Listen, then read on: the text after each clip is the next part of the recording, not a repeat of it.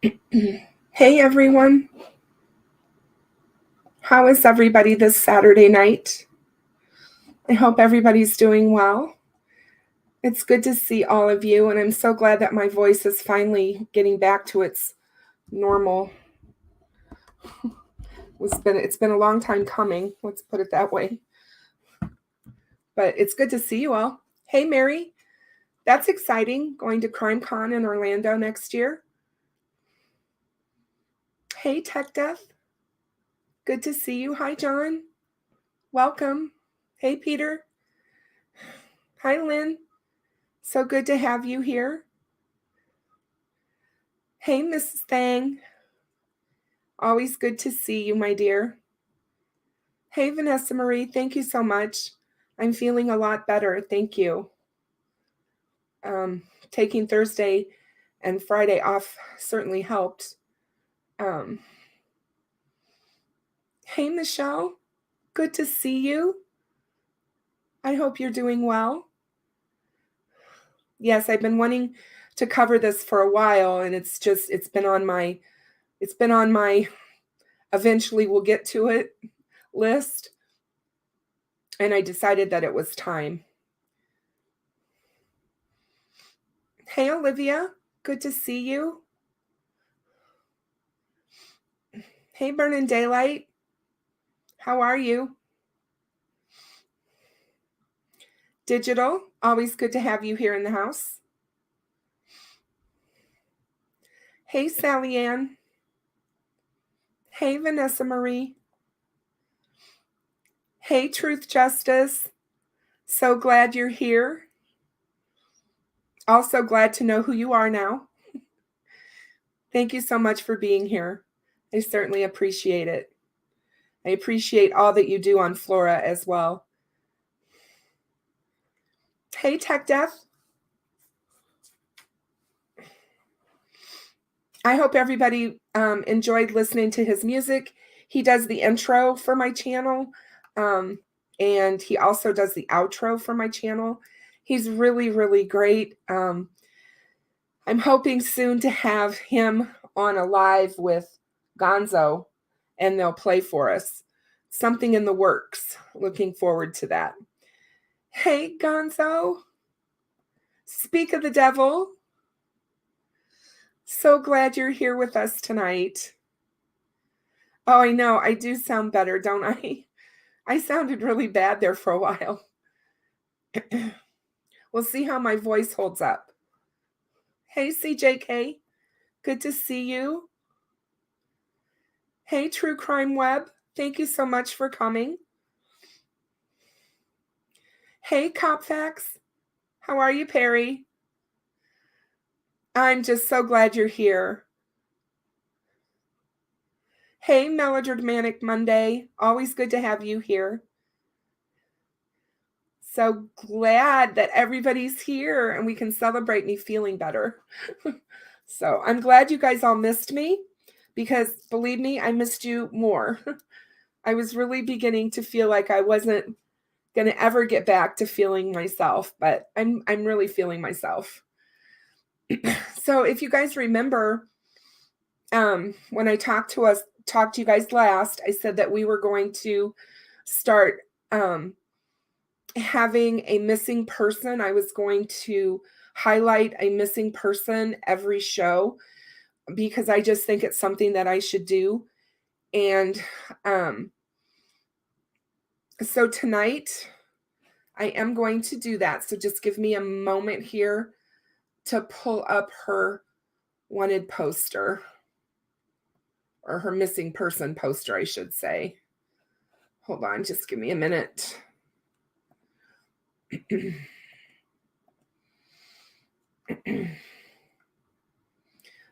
There you are. Takes forever sometimes for this to load up. And then I'm going to share my screen with you guys. So how's everybody been? Hey, QWERTY. Really, really good to see you. Thank you so much for coming. Thank you. I'm really still delving into all of the fires around Delphi. I'm not done with that by any sense of the imagination, but hold on a second. My screen's not where I want it to be. Give me a minute, folks. There we go. It's better. Okay. So we're going to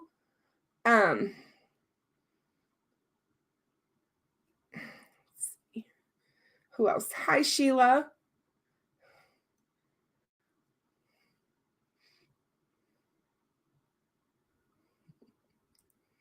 It's good to see everyone.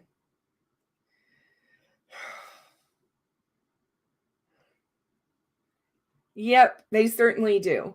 So I'm here. I'm with you on that, Gonzo, for sure. So tonight, the missing person we're going to focus on is Sierra Locklear Breland, and she went missing in Johns Creek, Georgia on February 23rd, 2022. And here's her missing persons poster from the FBI.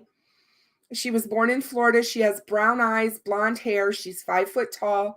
She weighed 120 pounds. She's female. She's white, and she's American. The FBI is offering a reward of $10,000 for information leading to the location of her. She was last known to be visiting her family in Johns Creek, Georgia. She is from Carmel, Indiana, the week of February 20th, 2022, with her husband, their 5-month-old son, and their white Labradoodle. Breland's husband reported her missing on February 26th, 2022, to the Carmel Police Department in Indiana. However, there is no evidence that Breland ever returned home after the family's trip to Georgia. Breland's last known location while visiting Georgia was at a residence on Highgate Manor Court in Johns Creek on February 23rd, 2022 at 7:17 p.m.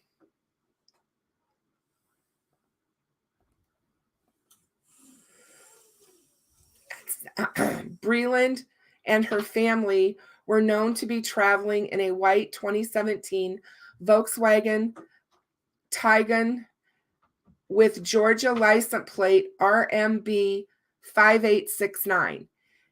Anyone with information related to the disappearance of Sierra Breland is asked to call the Johns Creek Police tip line at 678-474-1610 or the Carmel Police Department at 317-571-2500. You may also contact your local FBI office, the nearest American embassy or consulate, or you can submit a tip online at tips.fbi.gov. Just give me 1 second.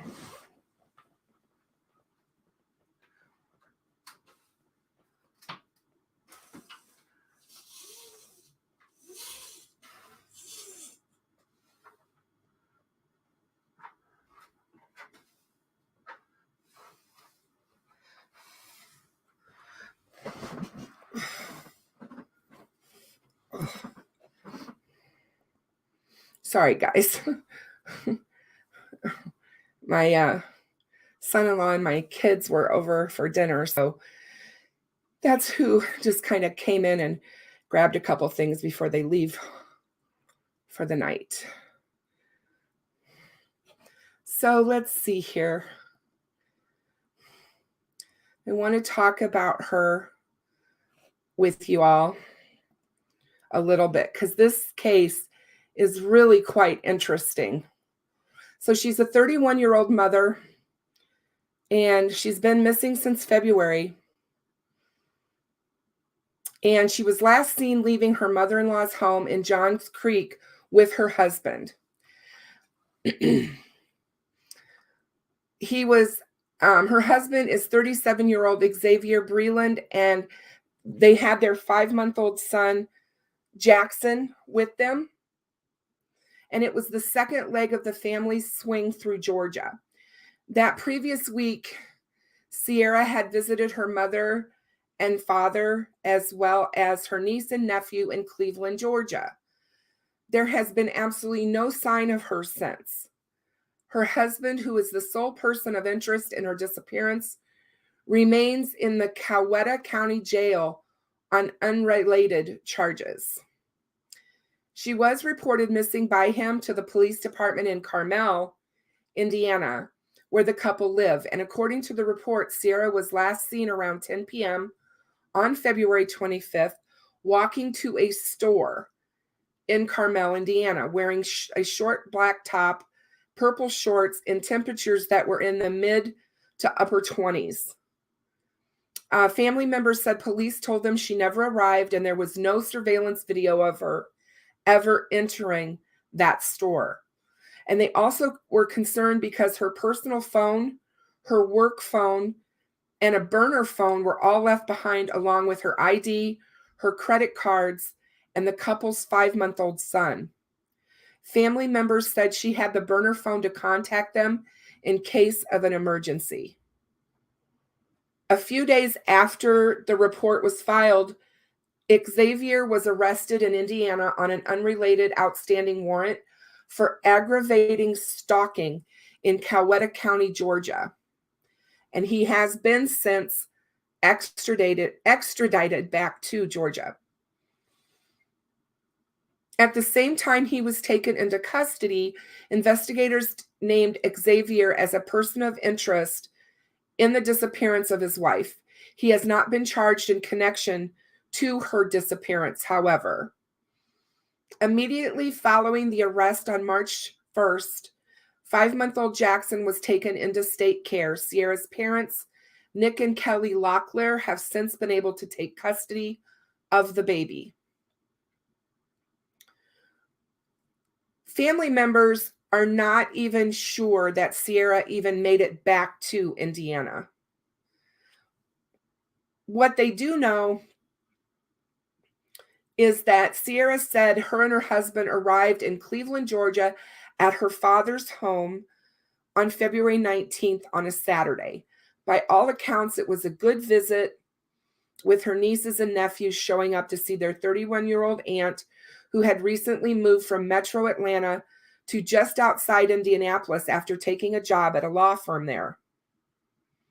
At some point during the stay, family members said she asked if she could move back in with them. Despite the request, she left the very next day with Xavier to reportedly visit his family just north of Atlanta. This was the last time her family ever saw her. Family members are hoping that someone saw the vehicle that the couple was driving that week and will step forward to tell investigators when and where that was. And the couple was driving a white 2017 Volkswagen Tiguan with a Georgia tag RMB 5869. An FSU law school frame surrounds the license plate. So they have been able to determine that the last known time Sierra was seen was at 7:17 p.m. on February 24th at a home along Highgate Manor Court. The Johns Creek Police Department confirmed that information. The address given by police is the same address family members have said is the home of her mother-in-law. It was not clear how much Xavier Breland's mother was cooperating with police in the investigation. Sierra's former sister-in-law, Lauren Locklear, on Facebook made a direct appeal to Sierra's mother-in-law, however. She asked Sierra's mother-in-law to tell police any information that she might have about her disappearance. Please come forward with any information that you have. We don't care if you remain anonymous or not. We just want her to be found. Sierra's family said they understood the position she's in, but also pleaded for any help she could provide. There's a $10,000 reward for information leading to Sierra Breland's whereabouts. And family and friends and police and volunteers gathered to canvass a couple neighborhoods in Johns Creek. Their focus was 2 neighborhoods along Medlock Bridge Road, where police believe Sierra may have traveled through during her stay in Georgia. In addition to flyers being passed out, the Johns Creek Police Department also set up electric signs at 2 places along Kimball Bridge Road asking for the public's help. Sierra's face with all the information has been promoted on commercial electronic billboards all around the Atlanta metro area. And flyers have also been posted in and around the family's home in Carmel. The family hopes that the $10,000 reward will get them the tip that will break this case wide open. And anyone with information surrounding the case is asked to call Corporal Rozier with the Johns Creek Police Department. So Sierra is who we are featuring on tonight's show. So what a sad, sad case. A mom to a 5-month-old baby boy missing. And looks like the husband is suspicious by all accounts of what we know so far. So let's see who came in while I was speaking. Hey, Cindy Delafuente. Good to see you. Hey, Blind Squirrel. How are you?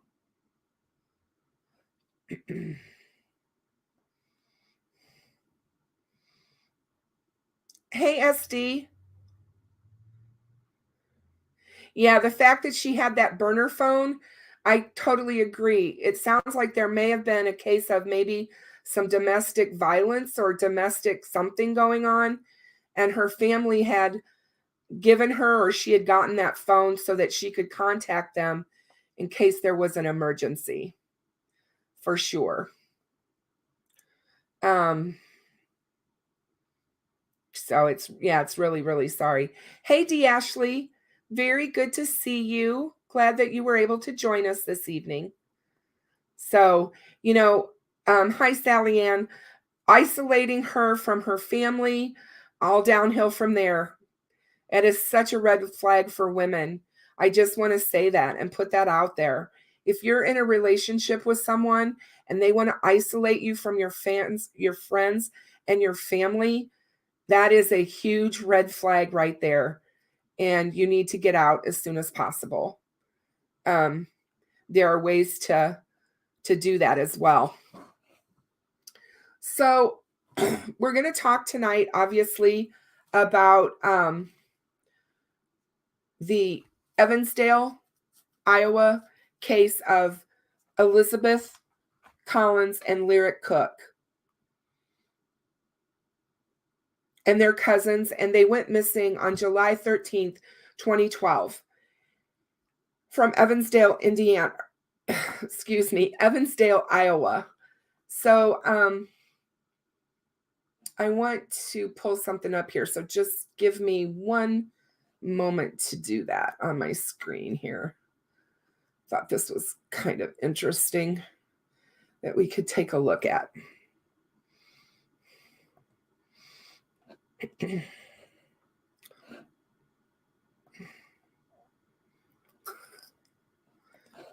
always interesting when you're trying to pull stuff up. I thought I had everything pulled up before I started the show, which I try to usually do. And then when you realize that you didn't get it all up what you wanted. This is what I'm looking for. And let's see if we can make it bigger. No, that's not what I want. There we go.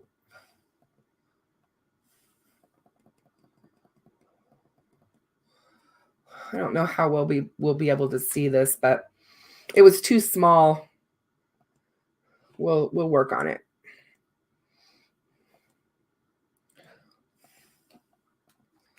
All right. So I'm going to Well, maybe not. It doesn't seem to like that at all. Hold on. There we go. Don't like it when my computer doesn't like me and does weird things. Hey, C-Wise. How are you? It's so good to see you. Hey, Jess Pam. So glad that you made it. I'm going to be drinking a lot tonight, you guys, so bear with me. Got to keep my throat moist and wet. Okay. So this July 13th will be the 10-year anniversary since the cousins were abducted and killed. Elizabeth Collins and Lyric Cook went missing on July 13th, 2012. And this is where they lived. Here. And this is Myers Lake, which is where the bicycle, girls' bicycles were found, and the purse and the cell phone. And this is the location where the bodies were found. And then, of course, over here, we have Delphi and the Monon High Bridge, where Abby and Libby went missing on February 13th, 2017, and were found the next day. And I don't know why these are off, because it really should be on top of one another, because they actually were found where they went missing for the most part. So hunters discovered the girls' bodies in a remote wildlife area in Bremer County 5 months after the girls went missing. And they put up 2 gazebos in Angel Park Memorial Island to memorialize Elizabeth and Lyric. And the girls' bikes were last spotted in that park. It's all still devastating every day not to have her, said Heather Collins, Elizabeth's mother and Lyric's aunt. It's the first thing that you think of in the morning and the last thing at night. For me, it's very fresh. It doesn't seem like it's been 10 years, said Drew Collins, Elizabeth's father. No arrests have been made in the case. Lyric and Elizabeth's families continue to get updates from the state, however. And the Iowa Division of Criminal Investigation says the investigation is still very active. According to the DCI, several people have actually confessed to the murder of the girls, but their stories haven't added up. This is one reason why the DCI has never revealed the girls' cause of death. And I just want to stop right there for a minute and just kind of remind everyone that this is exactly why law enforcement in Indiana has stated that they don't want to reveal things regarding the murders of Abby and Libby because of false confessions. Now, as far as I'm aware, we've had no false confessions in Delphi. However, it is not uncommon in high-profile murder cases especially to have people come forward and try to admit to committing the crimes. And they do this for all numbers of reasons. Some want notoriety. Some want fame. Their 15 minutes or whatever of fame. Some people do it because obviously they have mental illness. Some people do it because they are, somebody brought up perhaps homeless, and at least a bed and a warm place to sleep and 3 meals a day is better than nothing. There's just a lot of reasons why people would be willing to come forward and admit to something of a crime they didn't commit, and especially a crime of such horrific nature, the murder of 2 young girls. Yeah, SD, exactly. John Mark Carr confessed to killing John Benet Ramsey, and he did not do it and had nothing to do with it. And but boy, did he get, talked about for quite a long while after that. And he had his face all over the news, and he got his fame. He'll always be remembered for that guy who claimed to have killed her. So yeah, it's really sad, and I can't imagine the weight that must have on the families as well. It's it's just sad that people would do that. Everything inside of me as a husband and a father would want to know the cause of death myself. So that makes me want to provide that to the family, while the greater evil is to let that out, said DCI agent Scott Rogers. Investigators are still asking for help, and they need your help. What we find over and over again with unresolved cases are these things come together because the public continues to provide information and the investigators continue to pound that rock over and over again, Rogers said. And I found that extremely telling. It's again law enforcement admitting that the public helps so much in getting these older cases solved, because we know somebody knows something. Somebody out there knows something. Somebody knows or saw something that day. Maybe it was something small and they don't think that it matters much. And sadly, the farther out you get from the commission of the crime, the harder it is to get those memories back for what people actually saw that day. Investigators continue to work Elizabeth and Lyric's case. Their ultimate goal is just to find out who did this, to find out who or whom took our girls, Heather Collins said. To mark the anniversary, the city is holding a 10-mile ride and drive to raise money for Crime Stoppers. I thought that was a wonderful thing, and they've done ride and drives before in the girl's name. The reward to find Lyric and Elizabeth's killer is now $150,000. And if you do have a tip, the email I have down here running on the bottom of the screen, you guys can see that. Or you can call the phone number that appears on the screen as well. Now, one of the things about Evansdale that has jumped out at everyone, people talk about this constantly online, is that the dates of these 2 murders.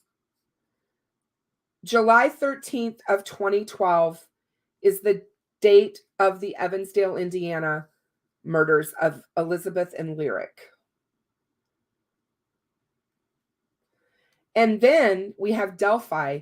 And if you turn it backwards, that date from Evansdale, it matches Delphi's date, February 13th, 2017. And there's a lot of people who are extremely interested in numerology, and I get all of that, and and then I understand all that. And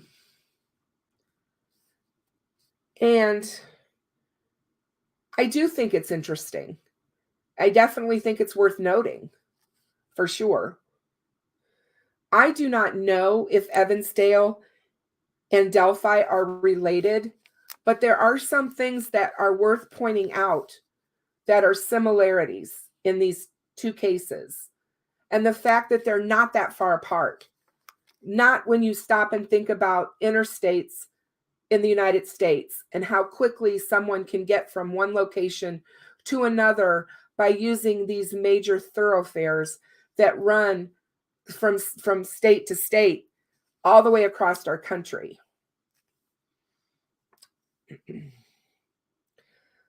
So on July 13th, Elizabeth and Lyric went for a bike ride around 12:15 p.m. and their grandmother allowed them to go. Their mothers were at work.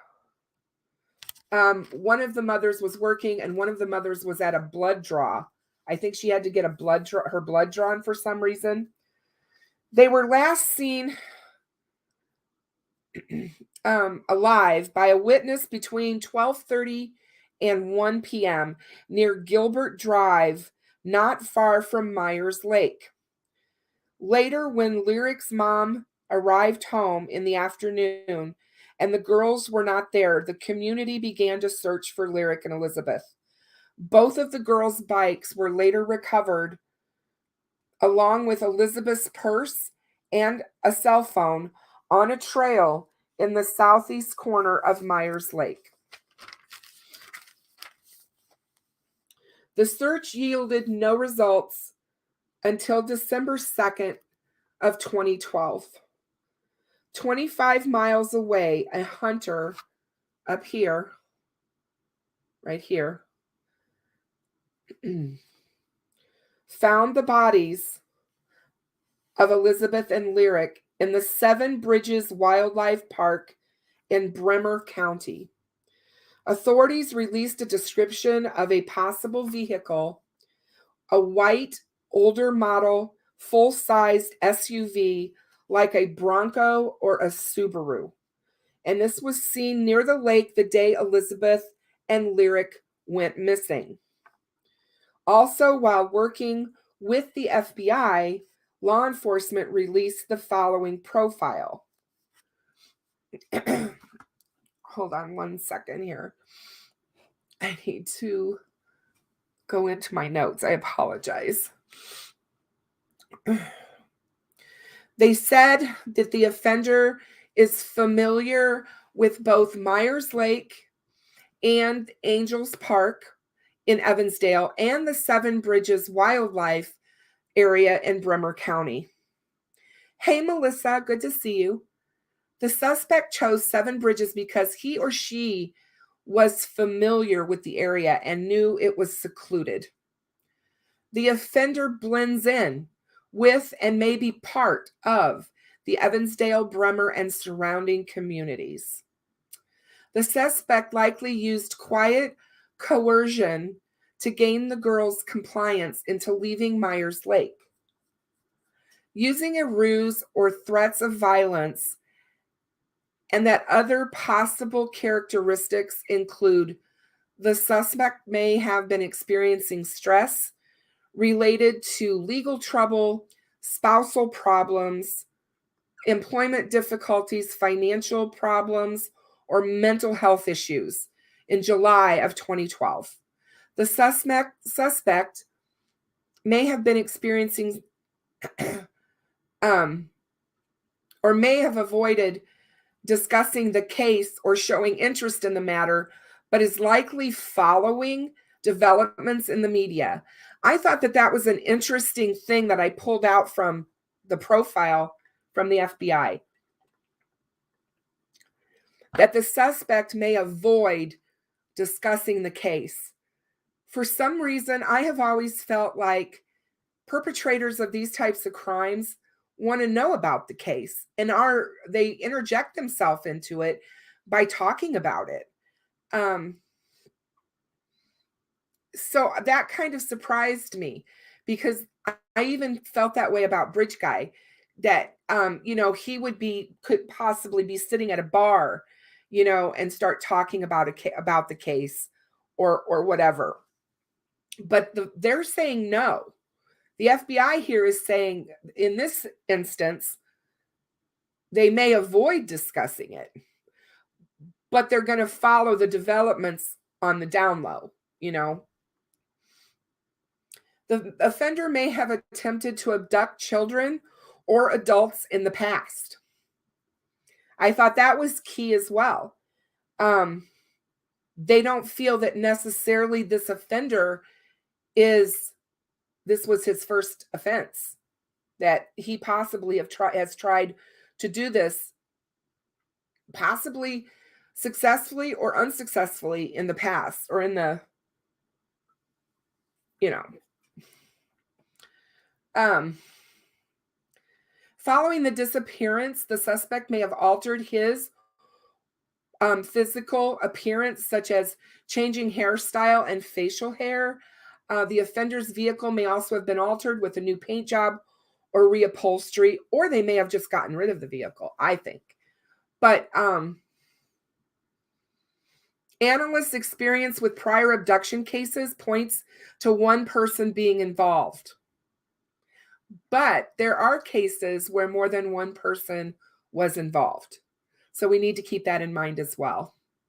And I just thought that all of that was extremely interesting, because we've heard some of that in the Delphi case, obviously, about the altered appearance of the suspect or suspects, changing their hairstyle, growing a beard, you know, a mustache, having one and then, you know, suddenly shaving it off, having long hair, cutting their hair, growing their hair.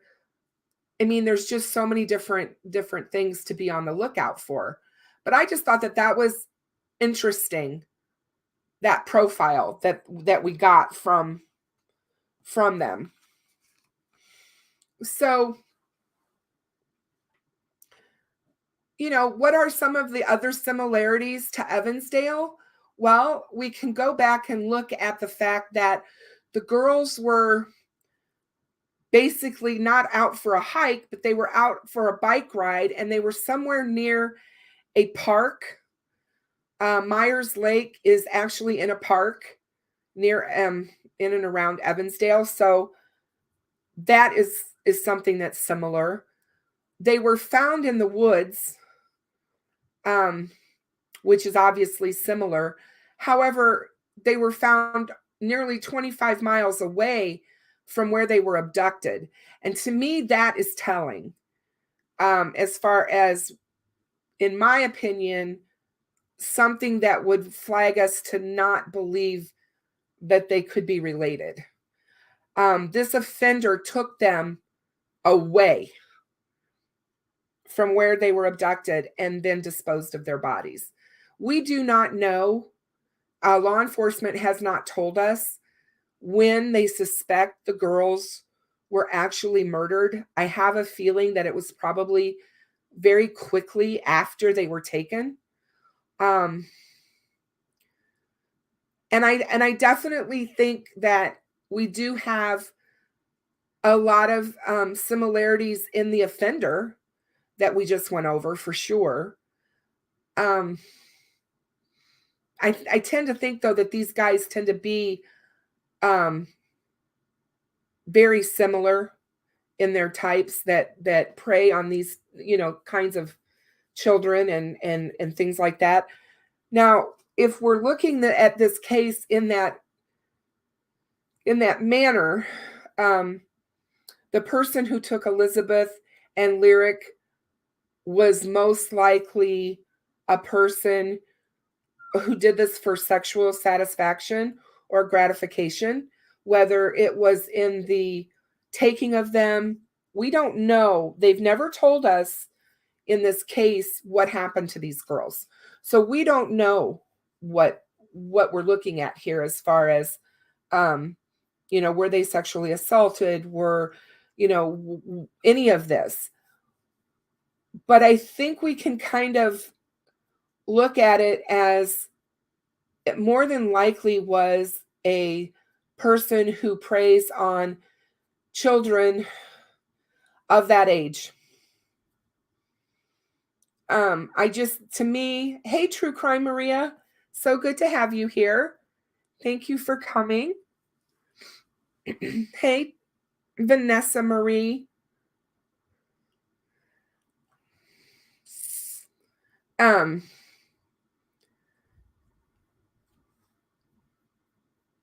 I just think that I guess I like the fact that when they are talking about the profile, the FBI profile, they do talk about a ruse in Evansdale being used to get the girls away from where they were abducted, or that they used coercion.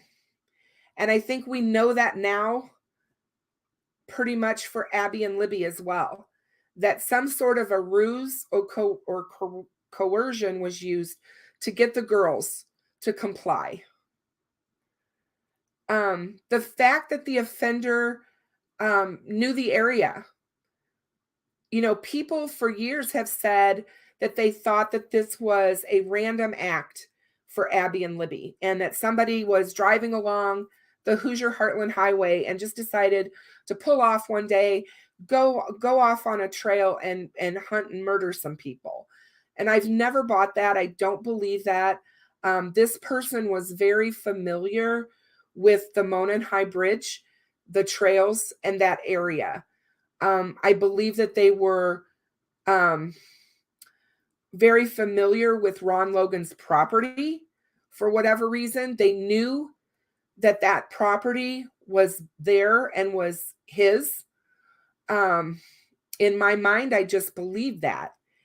And so I think that there's a lot going on there, and it's really easy if we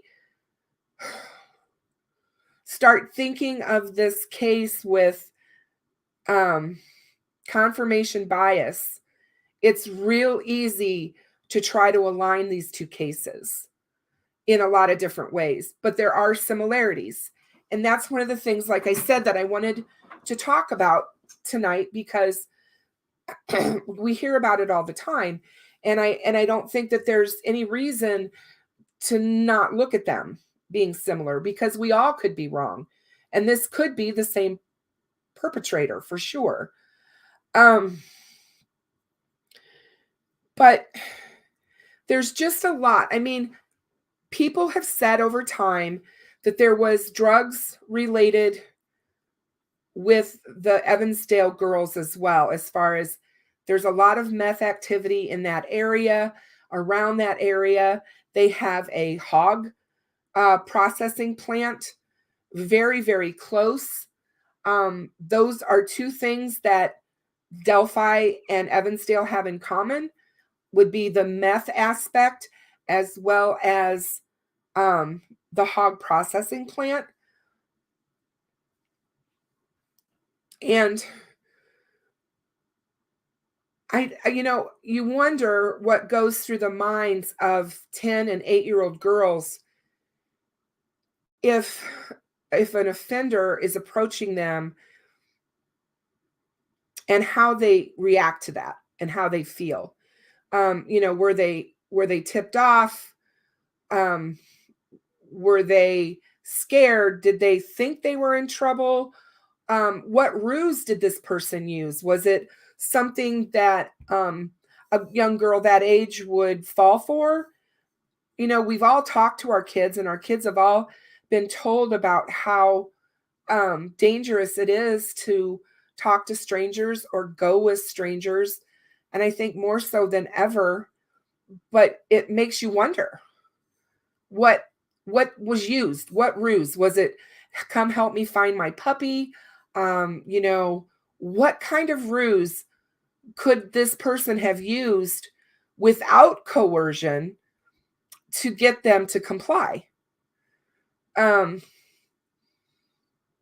Was it quiet coercion, or was it something else? I mean, if they use threats of violence, obviously the girls are going to comply.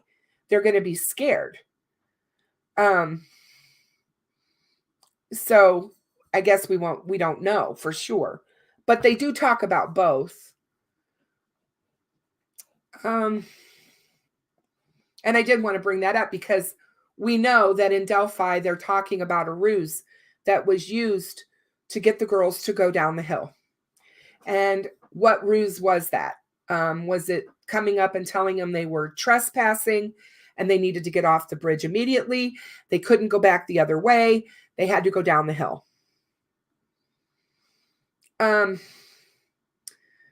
The whole aspect of people who work for these hog processing plants, you know, we've talked about that. True Crime Jesus did a really good video on Evansdale and the Indiana Packers and the hog processing plant that's nearby Evansdale, and those similarities, and what type of person works at those facilities, and how that kind of work can kind of really make you kind of crazy. And Michelle, that is really interesting. I would really like to know more about why you think that. Would you want to call in and talk with me? Because I'll give you a link if you do.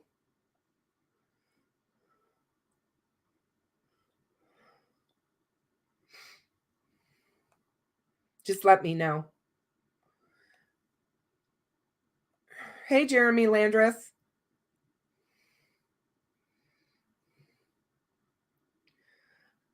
Cindy says, a little girl that survived a brutal attack said the man told her he was an undercover policeman and he was meeting her mother.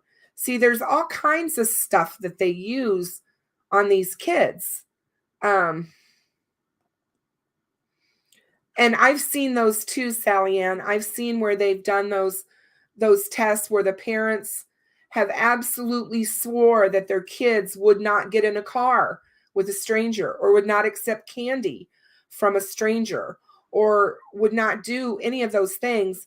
And then when they actually test the children, the parents are heartbroken when their kids fail that. You just don't know with kids. You don't know. I mean, we can only tell them so much, but they're still children and they don't process things the same way we do. And even though we try to teach them and try to warn them, you know. Okay, Michelle, just a minute and I'm going to give you the link. Hold on one second.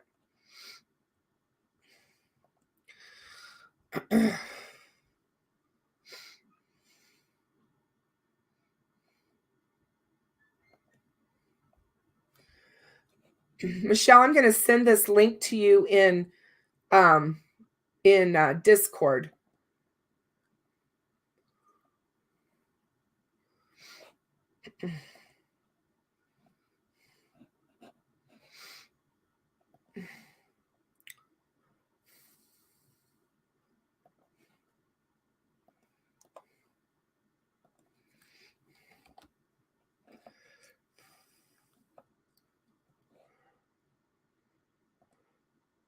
Okay. I did. I sent it to you in Discord. Just follow that link, and once you pop in to the backstage, I'll see you, and then I'll just bring you on with me, okay? And we can talk about this. For those of you that don't know, Michelle Nicholas is my one of my mods, and she is a CSI. So I really enjoy getting her perspective on things because she has a wealth of information. I do know that it's, you know, it seems odd. Very small towns. Evansdale is a small community. Hey, Tamara. Very good to see you. So true, QWERTY. So true. If you don't want them to scream, you may need to use a ruse at first. Yeah. And when you're 10 and you're 8, they're going to be so scared. I mean, I just know.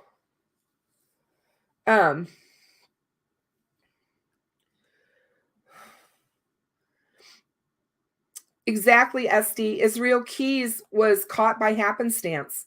And he was prolific, and he was traveling all over the country, and he would take years. He would plan for years. He would go somewhere, fly across the country, and he would go out in the woods, and he would dig a hole and put his kill kit in this hole, and he wouldn't come back for 2 years or 3 years. And then he would show up, go get the kill kit, and go kill. He was scary. That man was scary. And I don't know that they'll ever know for sure how many people that man killed. Because of the way he was killing. And I agree, Tamara. I definitely agree that any authority figure would have control immediately. Especially of girls that age. And he did get sloppy because Tech Death is right. He got sloppy because he killed in his own hometown. He'd never done that before. He always went somewhere else. And that was the end of him, was when he did that. CJK, we're talking about Israel Keys. If you've not heard of him, you should Google him and look him up. He is a recent, prolific serial killer. And he flew all over the country doing this and drove as well. He didn't just fly, but he drove.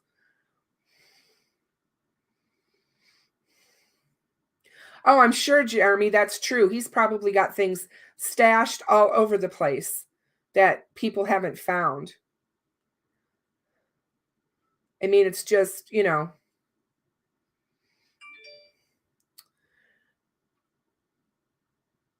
I think that it says a lot that where they found Elizabeth and Lyric, and the fact that he took them 25 miles north, could say a couple of different things. It could say that he is local and he did not want them found there for fear that it would point to him more. So by taking him or taking them somewhere that far away would have them looking elsewhere. And I think that that's very, very, very highly possible. Let's see.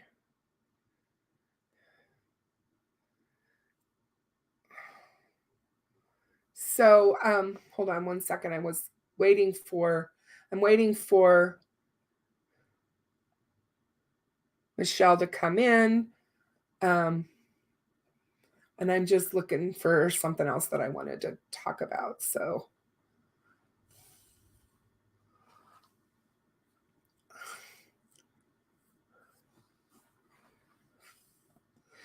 there is a report out there that there was a cashier that gave Lyric and Elizabeth directions to Myers Lake that day.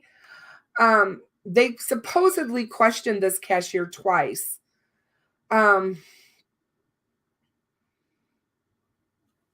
I would have thought it would be interesting to know, I guess, had Lyric actually been there before. She was the older of the two girls. And it would be interesting to know if she had been to the lake prior and knew how to get there. They did have dogs out, and they did search the area around the lake, the woods that were east of the lake. And so if this guy shows up and he's looking for girls, or he happens to see them riding their bikes in town before they got to the lake and followed them, maybe he's the one who gave them to directions to the lake. I mean, it's, anything is possible. But I thought that was interesting that there is somebody, supposedly a cashier, that gave them directions. I don't know if there's any truth to that or not. But I did see that that was interesting.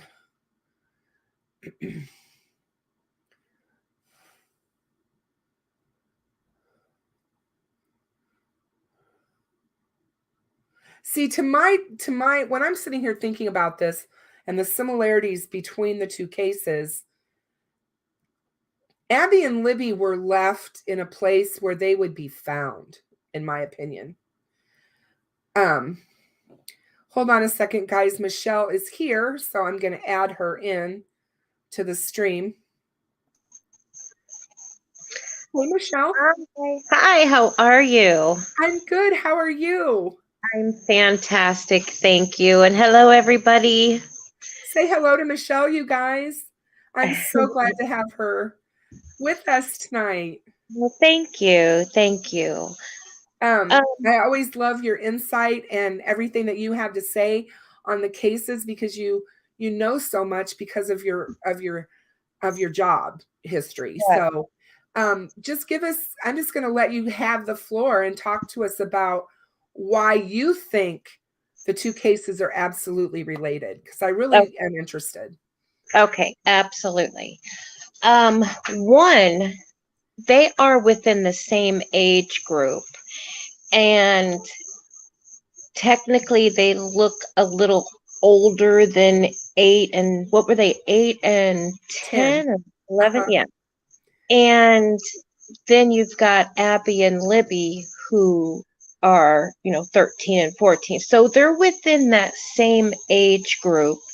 It's the same scenario, two little girls together. And the thing is, with the Delphi situation, this is not his first time.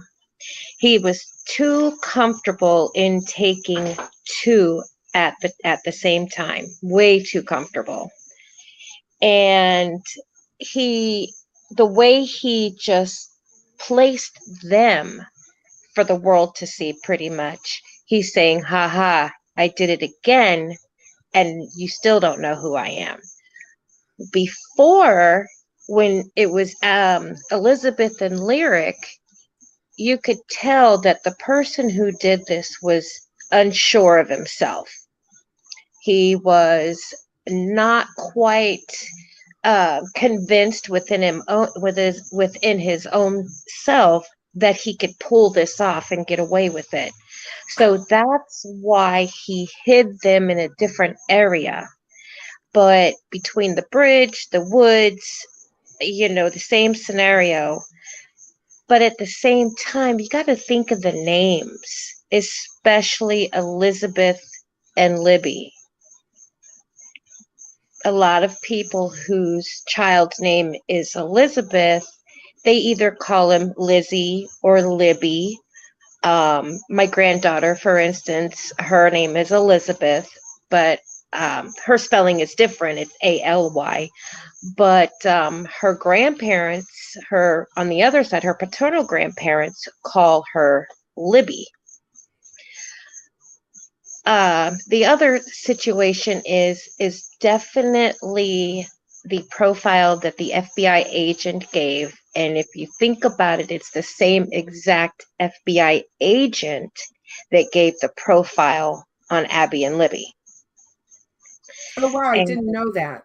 Yes. If you pull it up, it's the same agent and it's the same exact profile. Wow. Yeah. So a lot of times, and here's the other thing. He is a narcissist.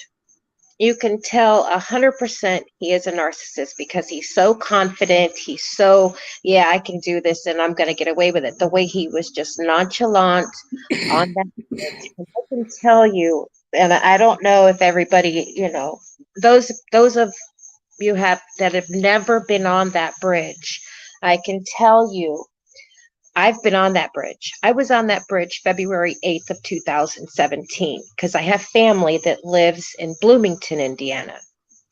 And they have friends that live in Delphi. So it just so happened that we had gone over, and they know I'm terrified of heights. So they were like, haha, let's see if you can do this. Well, I can tell you where the ties are. On the edges is the strongest part of that bridge. All the cracks and holes and stuff like that are in the center. So when he's walking, he's closer to the edge. So that gait that everybody thinks he has, that because of the planks, that's Uh-huh. not, that's because he does have some type of injury to his right leg. And the same thing, God, I wish I could have seen these crime scenes. But at the same time, with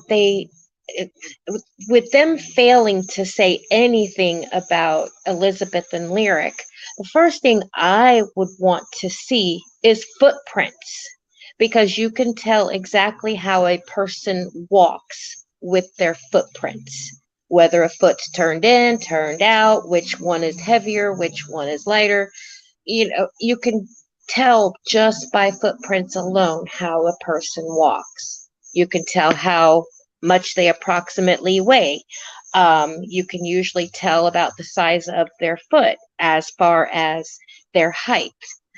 So there are so many things in here that, because they're not releasing them, that everybody is up in airs. But what they're not understanding is that they're asking for everybody's help, but they need to let just a little bit. Nothing about how they were killed, nothing about, I mean, we all know the time frame, things like that.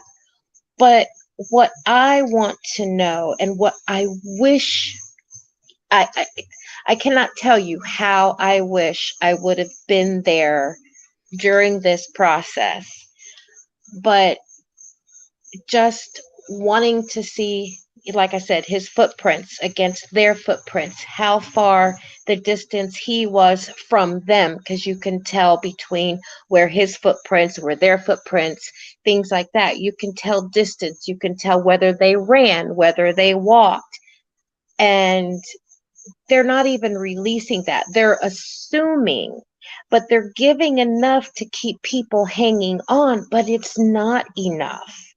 Right. The And other thing that got me about this too, and I don't know how you feel about this, but when I was really delving into both of the cases, the fact that the girls were abducted almost around the same time of day, I right, thought, to me, that speaks volumes. right. It exactly. And he's bold. He's bold. He's teasing people. He's like, haha, you're not gonna find me.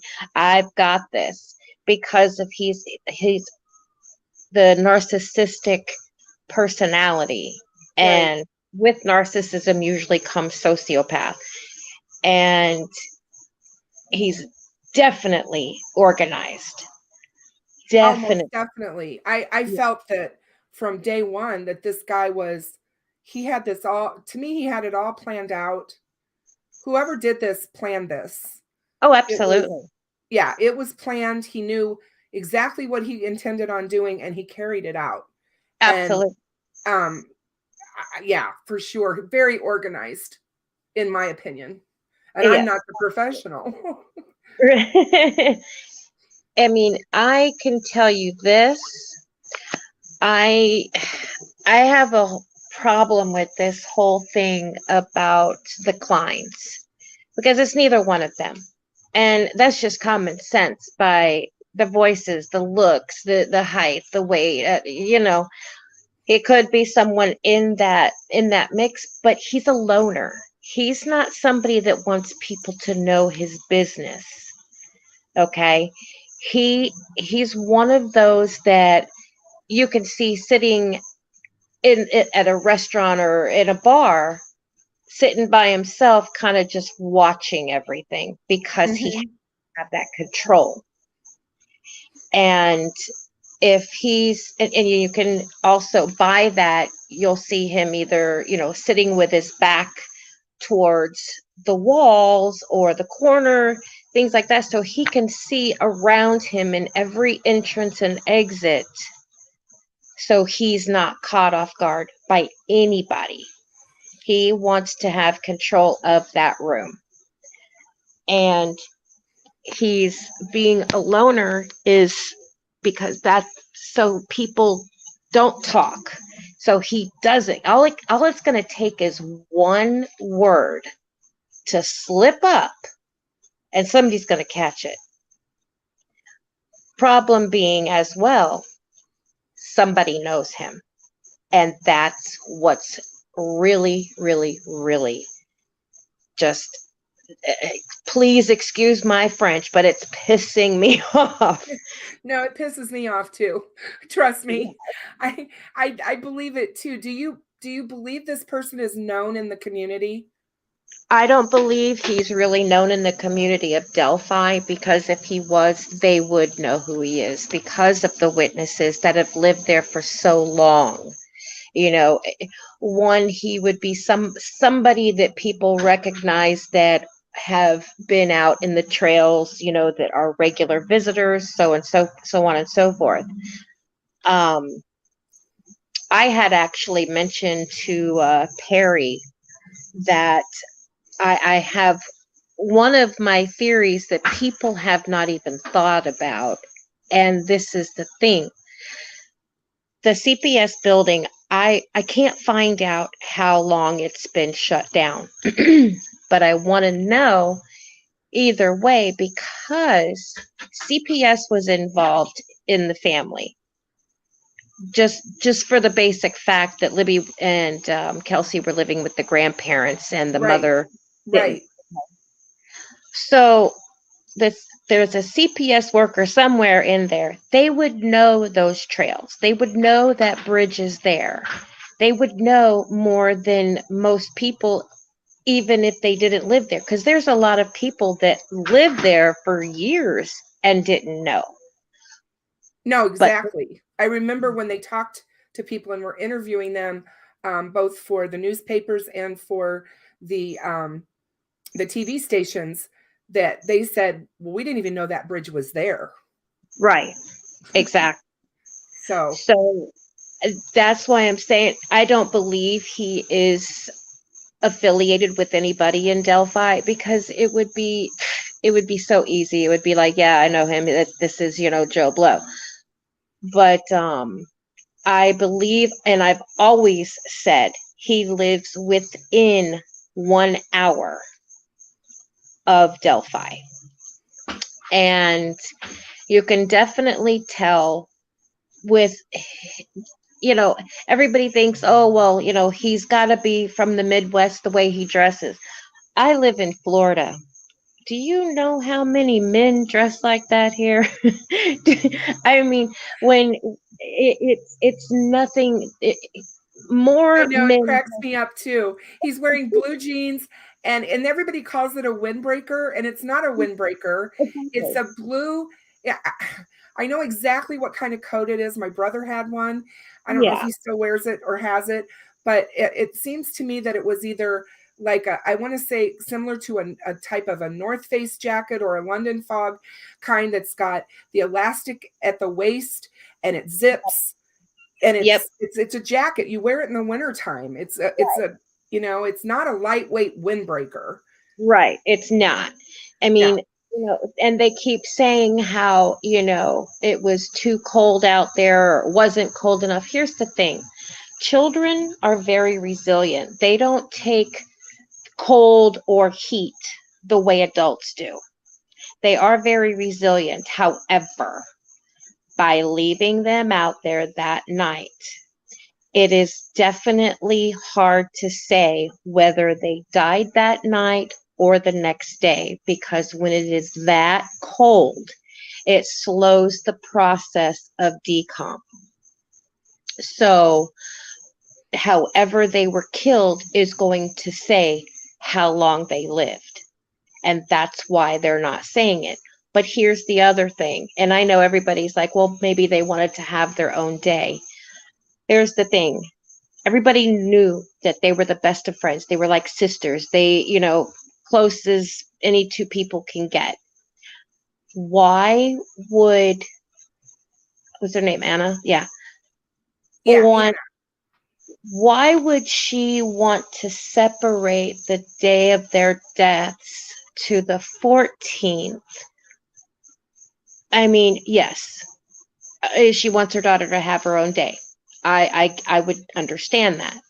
But at the same time, I wouldn't want to associate my child's time of death on Valentine's Day or any specific holiday for that matter. And two, I would want to think that they died together. And three, I believe that she didn't die until the 14th. And that's where they screwed up. If honestly, and I say this with 100%, I'm going to say in my professional opinion, but I believe 100% that Abby was still alive. And if they'd have found them that night, we'd be so much closer than what they've ever been in finding this any person. And Do you think, boy, I've thought about that too. I mean, I think all of us have. We've all gone back and forth with whys and what, why was that done that way? It was, if you look, everybody's confused because a lot of people think that it's on the gravestones, are the dates are different, but they're not. It was only on the obituary that was not the obituary, but the pamphlet that was handed out at the funeral. Was the difference in the dates, because if you look at the obituaries are the same, the headstones are the same. So, right. Like I said, I don't know why that. I wish somebody could find that out as to really what the reason behind that is. I'm sure someday we will know. But I agree with you wholeheartedly that they should have found the girls that night. And it bothers me a lot that they didn't and why they didn't, because it doesn't make any sense to me that they would not have combed that whole bank, that whole area, that whole side of that creek. Exactly. Why would they not have found them? It wasn't that far. And yeah, it was a huge hill, but it was straight down from the cemetery. People were out there looking. Do you see what I mean? So it makes you wonder why they were not found that night. Right. And they say, oh, because they were in a small little indention, it wasn't a ditch. It wasn't, it was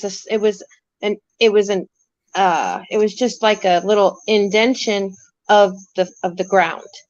It wasn't like, 5 feet deep and 100 feet wide and whatever. Right. No. Right. Exactly. It's not. It's like they call it like a bowl indention, but it's just like you said. It's just this small indentation in the ground where it kind of goes down. Right. And from what I understand, you can't see that indentation from on the other side of the creek. And it's because the bank is so high. Right. But with the bank being so high, if they'd have been looking in the right spot, they would have seen it. Yeah. And this is what we do when we set up a mobile command unit. If it's that, and we know we can't find them, first of all, they should have had the dogs out there from the beginning. They're saying, oh, well, they probably got lost, or, oh, they ran with, they went to a friend's house. No, they didn't. They know these girls like everything. And the parents and the grandparents, they kept trying to tell them, but They gave up way too soon. They should have brought out the portable spotlights that would have lit up that whole area like it was daylight. And it just really, there's so many things that they failed to do, that I sit here and I'm like, because like I said, I was up there, and I lived in Bloomington for probably about 3 or 4 months because I wanted to see if I wanted to move up there. And Uh-huh. but it wasn't really televised to where, I saw it. It was because it's, different, far away. It was so new. It was, but had I have known at that time, I would have been on that scene. I would have been there. There's no way. Yes, I don't have jurisdiction there. Yes, I'm from Florida. They wouldn't, they probably wouldn't have, quote unquote, allowed me. But with my experience and my years, they might have allowed me, because none of them had experience with anything like this. They didn't know how to handle it. And that's where everything was screwed up. And Tobe, he needs to be fired. He needs to be fired, put out to pasture, whatever. Because, between him calling off, telling them they didn't need the dogs, after he told them they did, but then, no, we're going to come out tomorrow. No, they needed the dogs immediately. They needed to be out there. And, and then for him to say, oh, there's no danger. We don't see, it's basically an isolated incident. No, it's not. You have a murderer out in the middle of this small little town that nobody knows. Right. Nobody knows him. How are you going to sit there and say that there's nothing to worry about? Yeah, that, like I said, I brought that up way back when on my Reddit sub. I wrote about it a lot. I really hated throwing him under the bus, so to speak, but I just didn't understand his thinking. And then I go back to, well, he's small town Mhm. sheriff, never sees things like this. Right. But he made so many mistakes. There was even some that I brought up that nobody talks about. The fact that the girls were not reported as endangered missing, which Right. the Indiana state law requires because of their age, that was not done. And Especially considering they were on a bridge that's 70 feet up in the air and has no exactly. rail. Yeah. And the fact that they were outdoors in the middle of winter, Right. not dressed appropriately. And I love when he says, well, they have age on their side, but Mm-mm. come on. If In that's your certain, daughter and she's out there not dressed for the elements, are you going to be like, oh, well, we'll just go find her tomorrow? It just doesn't exactly. make any sense. Exactly. Now, during the day, yeah, it was okay because the temperature wasn't as low. They were used to, 40 and above weather, what have you. But at night, 40-degree weather doesn't exist. It drops down to, 19 degrees. No, exactly. See, I'm from the Midwest, and I've lived other places, but I'm from here, and I grew up here, and our winters can be brutal. And Right. this day that they're talking about, most people that don't live in the climate don't understand it. Right. It's still cold. That Exactly. And it's that a temperature wet they're cold. talking about is still a winter temperature. Right. It's And the end of the day, it's a wet cold. So that exactly. makes the body even worse. Yeah. And, I just, they were just way too inexperienced. They should have never tried to handle this on their own from the very beginning. Yeah, They and should, that's the thing too, because they had the FBI guy there. They right, had they had ISP. They had already talked to them. I don't understand why it was just left up to them to make those early decisions. because Um, what happens is even though the FBI was there, they have to invite them into the case unless it was across state lines. Then it becomes federal. The FBI comes in and says, okay, back up, this is ours. And so it was, they should have said, hey, you know what? We need you guys. We've never dealt with anything like this. We need you. No, From it's true, Michelle, because Bridget just said, I wish Michelle would have been at the crime scene. It was messed up. Search was aborted. No spotlights, no dogs, no experience. I said that too. I mean, I brought that up a long time ago as to, they kept talking about how they couldn't see very well. It was dark. They had massive amount of light out there with all the people that were carrying lights, and they had the ability to light the area. Had they wanted to light the area, they could have. Right. They just didn't. They screwed up in so many different ways. And I mean, when they called off the search, I would have grabbed a hold of Tobe and whoever and been like, you are not leaving until we find them. I'm that kind of mother. And this is why they and this is why they call me a pit bull when I arrive on a scene. They're like, oh, here comes the pit bull, because I am like, the first thing I ask is, who's walked in my scene? How far, where's perimeter? I want to see that perimeter has already been taped off. People are not walking and trampling all over it. I want nobody in there. Right. Because if I find, footprints from a police officer that decided he was going to walk all over the scene after it was taped off, I'm going to be mad. I'm going to be. Yeah, exactly. Carrie, I agree with you. Yeah, they called off the search. There were still people out there searching, but the formal search was not being done. And all those people that were not familiar with crime scenes and all of that were tramping around all over the place, not knowing what they were doing. It needed to be an organized professional search. It was called off. And they allowed other people to just go and do it. And that's my feeling. And he knows he made the mistake. He's owned up to it. He said he should never have done it. And what else gets me is when he said, I know that voice. I just can't place it. That bugs me too.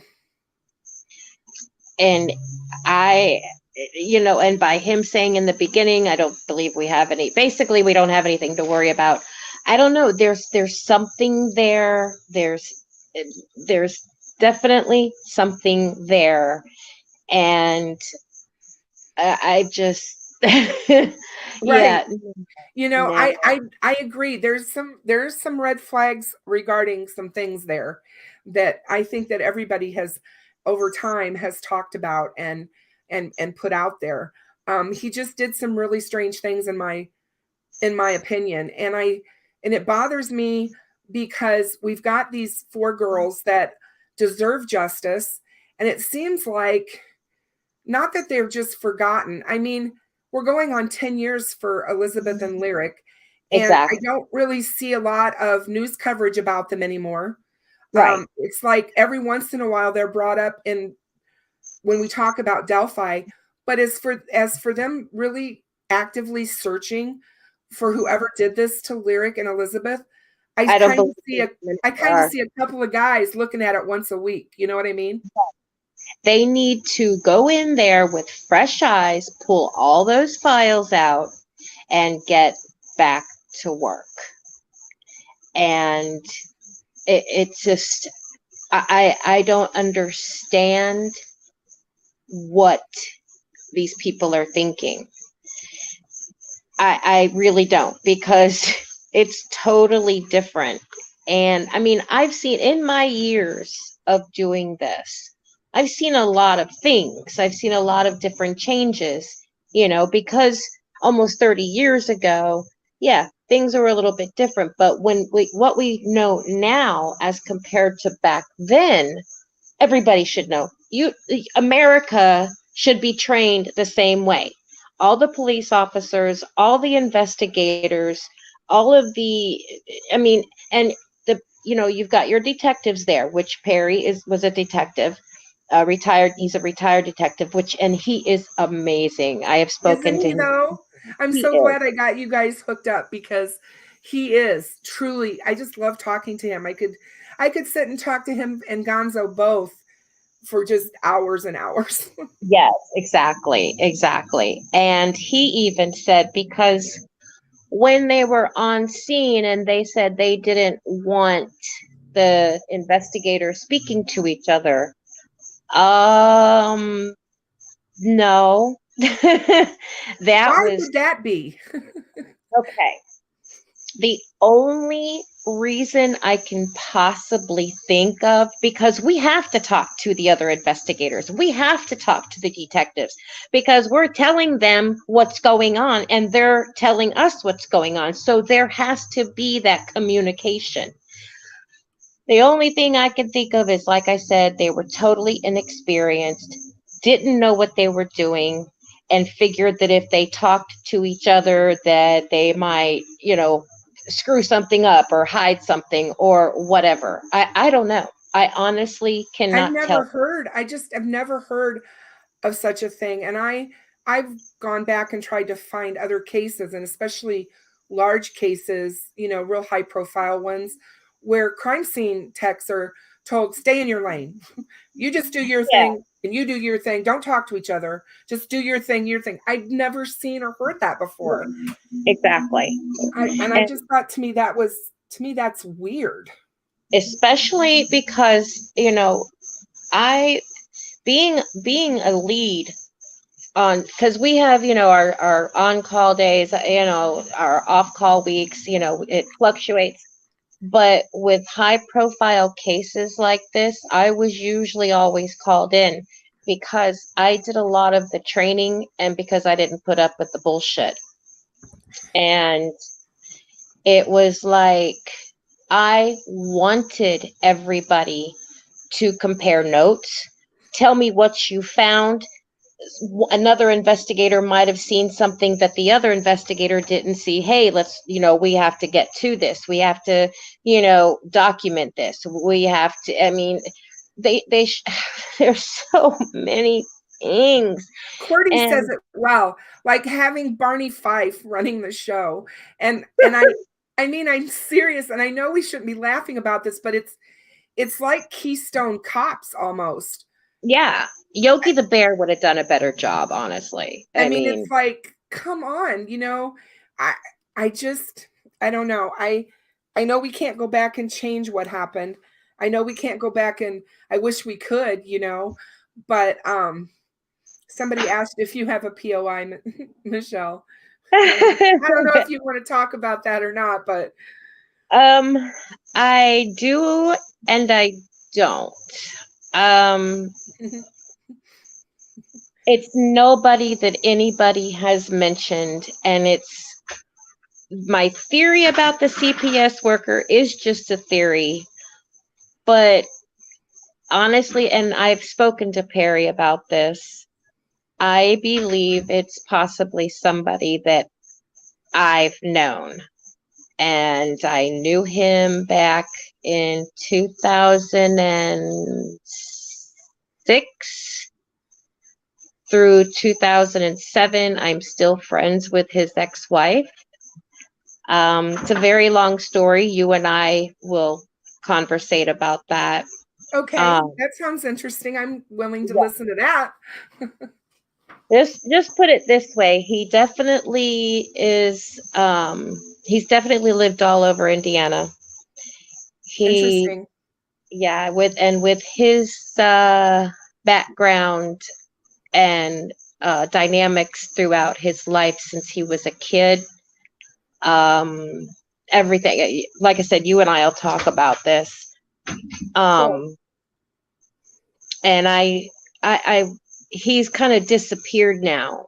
He's even blocked his own daughter from his social media, and she was the only one out of his three kids that would talk to him. Oh wow. And ever since, because I called them twice, and then I emailed because you know, when you call in, they're getting thousands of calls a day. There Right. is no way they can follow up with all of these calls. There's no way. Guaranteed there's still calls sitting on everybody's desks that haven't been gone through.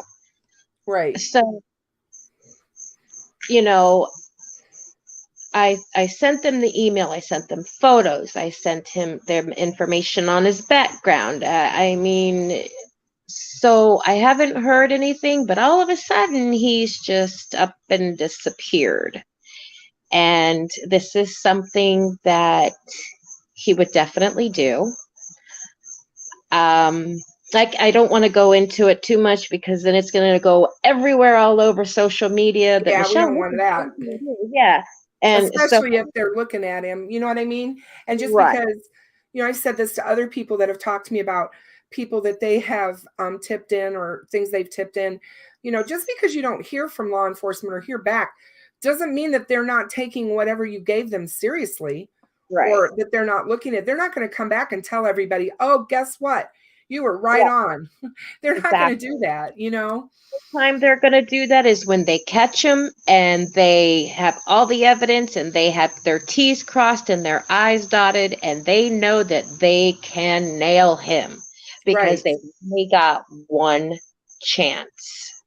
That's all. They've only got one chance Yep. to make sure he never It gets does it out. again. And that's the thing that I think a lot of people just tend to forget or overlook. Perry's been doing some really good videos as of late. Well, all of his stuff's good, but the talking about how we place our POI in the Mm, mix. We all have these people that we've all looked at or thought about over 5 years with Delphi, and right, however long with the 10 years with Elizabeth and Lyric possibly. right, But when you're thinking about a POI, you have to be able to, not only you want to look at motive, but you also want to look at the ability to commit right, the crime, the means, and the opportunity. If you can't place them at that bridge with the girls or in that park with Elizabeth and Lyric, you're not gonna have a successful day in court. You, right. you've got to be able to prove it beyond Exactly. a reasonable doubt. Right. Or he walks. Plain and simple, because once you find somebody not guilty, they cannot recharge them. And Yes. it's going to be left up to the prosecutors have to know before they even can take it to Supreme Court, because see, they're the ones that decide whether these charges are going to be filed, and whether they have a full solid case. And then that's when they decide, okay, now we're going to court and this is what we're doing. So they have to go in front of a panel of these judges and everybody has to agree and be on the same page. And I know for a fact that both situations, the girls were stalked. There's no way they weren't. This was not an opportunity that, oh, well, he's just in the area and decided he was going to go kill two little girls. Right. Absolutely. Exactly. Yeah.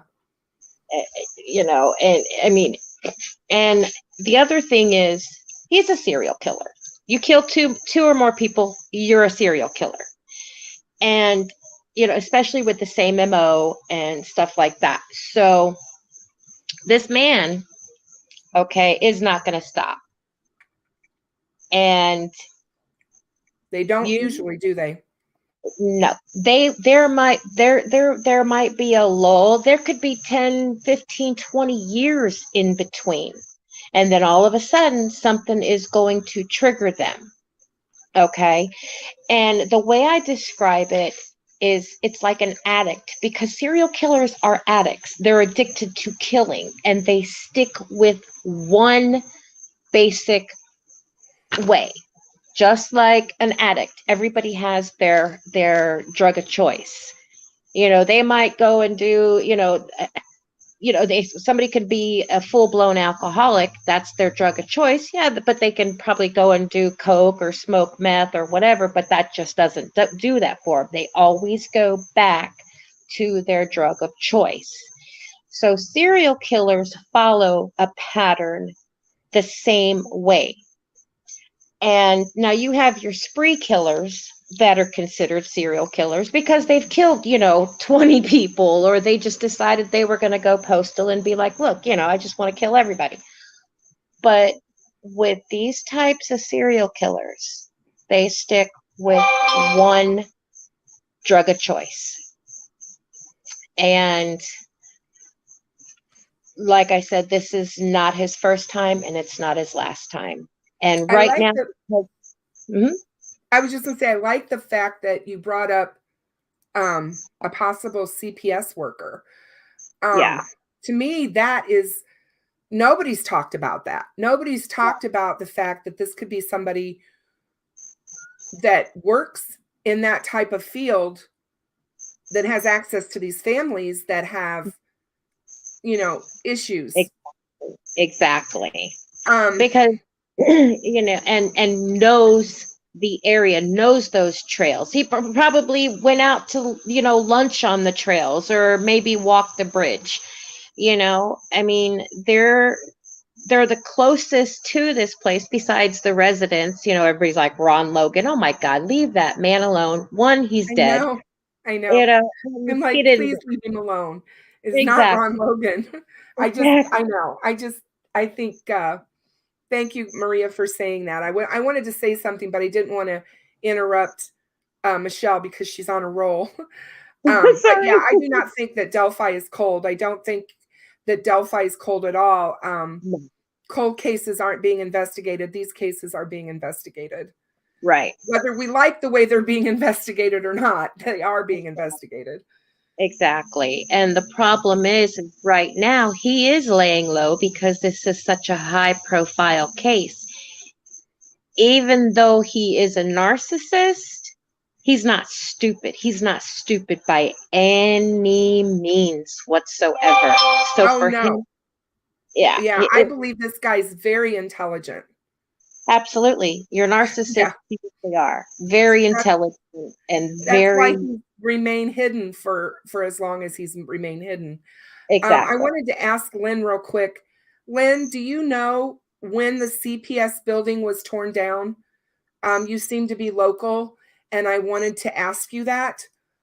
So if you know exactly when they took the CPS building down, it was before the murders, right?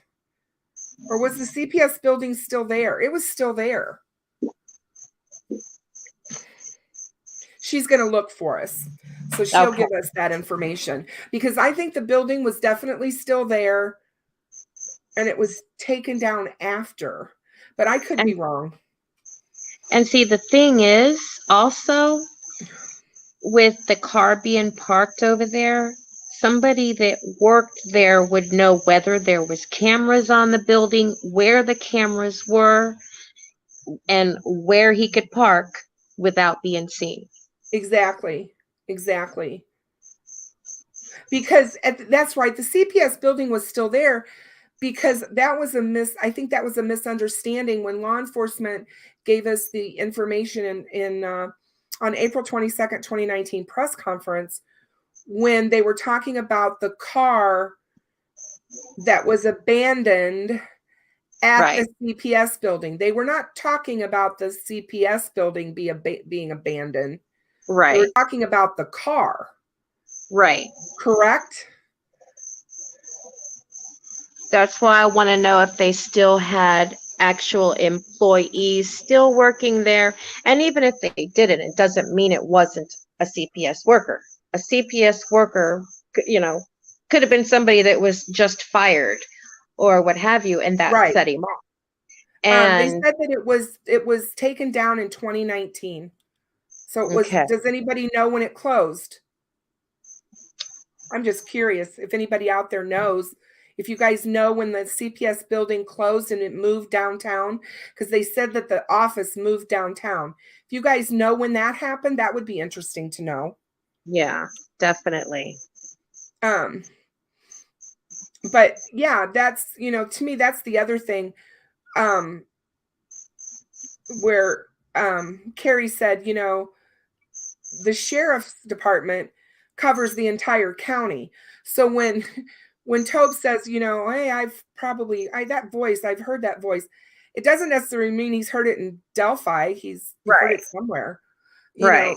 I tried to tell everyone forever and ever, just because when they use the word local, they're not talking about local specific to Delphi. They're talking about a radius. Exactly. Because and even somebody that was, even somebody that was within, 15, 20 miles, let's say, somebody would know, because it's so close, and it's being televised. So you're looking at, 15, 20 minutes away from Delphi, people are still going to know about it. Right.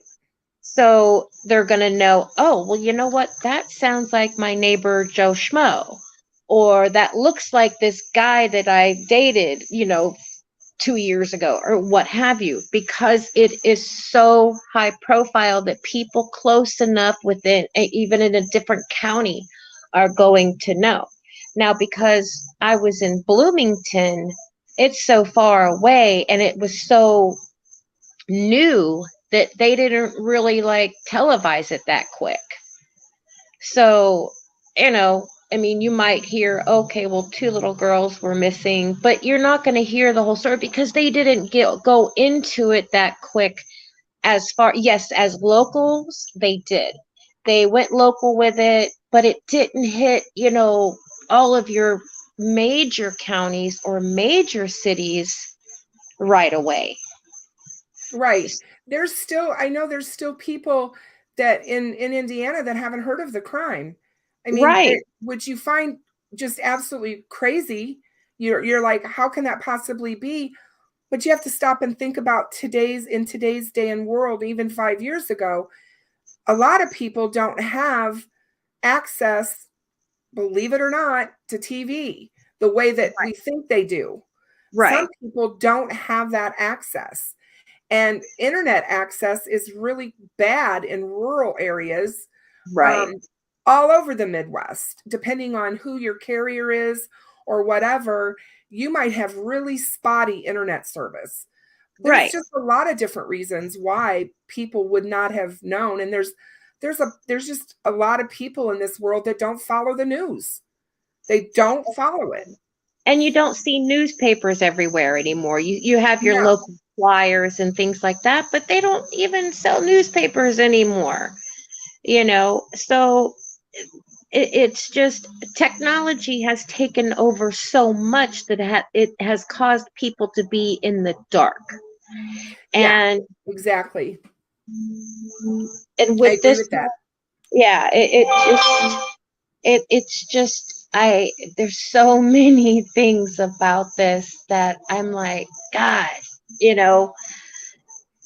but like I said, when I was there, I was talking to Jennifer Rochelle the other night, and I told her, because we were talking about when I was out there, and I've told her several times about me being out there and stuff. Jennifer and I are really close, and so we talk about everything. And I told her, I said, when we first arrived there, even though it was a week before, I just had this really eerie feeling. And I grew up in the woods. I'm from South Florida. I've trampled through woods my whole life, barefoot too. Same. So so it's not the fact that it was woods and stuff like that. It was just the fact I had this really eerie feeling. And I said to we grew up together. She's like a sister to me. So I said to my sister, I said, I don't like this place. There's something weird. She's like, oh, you and your feelings. And because she knows I'm a sensitive, intuitive, So I feel things that, other people think, oh, you're just being, oversensitive. No, I'm not. There's something wrong. And then, like I said, being on that bridge, the the way, yes, if you're walking in the center, that's where you've got to be really careful. But closer to the sides is your strongest part. And so with the way he's walking, that's not because he's only just stepping over broken planks. Right. That's his gait. He's got a problem, whether it be his leg or his hip. And I'm going to say the way he's walking, the way I can see it, I'm believing it's his knee. And which brings me back to the person I know. Yeah. Interesting. Yeah. And there's just so much. It says, I keep thinking I have a cricket somewhere in my room, and then I realize it's coming from the live. It's coming from outside my windows, right here in my flowers that are all in front of this window. That's where the crickets are coming from, guys. Sorry, I can't make them be quiet tonight. I'm sorry. Crickets are great. I like crickets. I do too. They'll lull you to sleep. Tamara says, always follow your instincts. That's the other thing. I'm going to say, True Crime Maria and I are close, and she has always told me, follow your gut. When your gut's telling you something, follow your gut. Right. We always try to talk ourselves out of that gut feeling, and we really shouldn't. Absolutely. When you have that gut feeling and the hair on the back of your neck starts to stand up, something's wrong.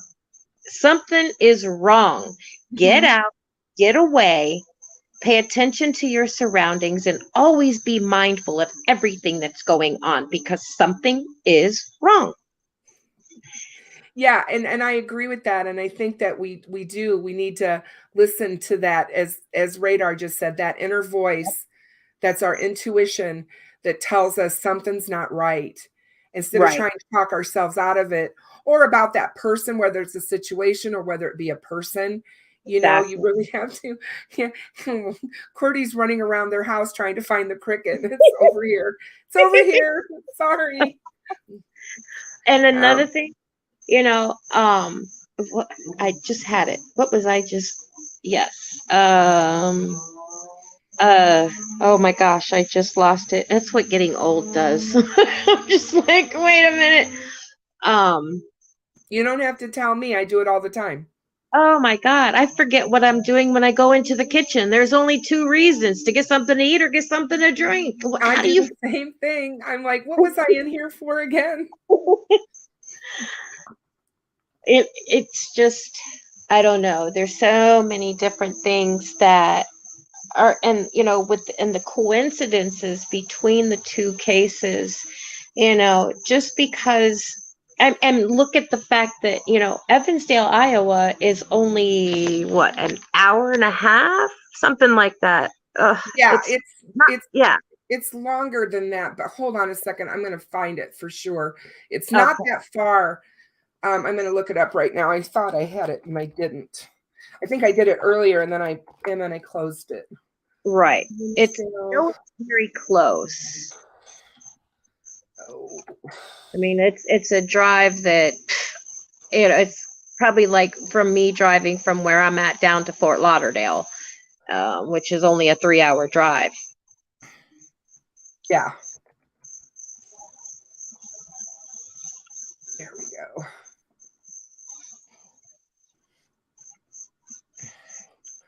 So it is a 6-hour and 4-minute drive. Okay. It's 400 miles, and that's coming straight east on I-80. Okay. So you would have to drive down. Evansdale's kind of like in the center of Iowa, kind of like in the center of the state. You would drive down kind of funny and hit I-80. You'd have to take some state roads to get there. And once you hit Interstate 80, you drive straight across 80, going through Chicago, and then drop down on a state road to Delphi. Right. Okay. And that's what takes, I think that's where it takes so long. It's not the Interstate 80 part, it's those state roads that you have to traverse because they're usually only 2 lane. So they take a little bit longer. And you know who can drive those roads and know all the different actual ways to go that's quicker and that can drive those roads with their eyes closed are truckers. Yes, exactly. And so, I mean, yeah, it's a strong possibility this is a trucker. But, you know, and, you know, had layovers in Delphi. You know, there's so many different things that, you know, need to actually be spoken about rather than just saying, oh, well, it was this person. No, it was that person. It's possibly. Exactly. Yeah. None what of if the it was a trucker that was trucking things in between hog plants? Right. Exactly. I've thought about all of those scenarios. Right. It could have been, you know, with both of them being by the what were the food plants. I just lost my the Purdue factories and stuff. And it could have been somebody that delivers to both of them because both of them were right there in both cases. Right. So, I mean, there are so many things that and people that actually need to be investigated and get all these other people that everybody's talking about out of the way. Throw them in the garbage because it's not them.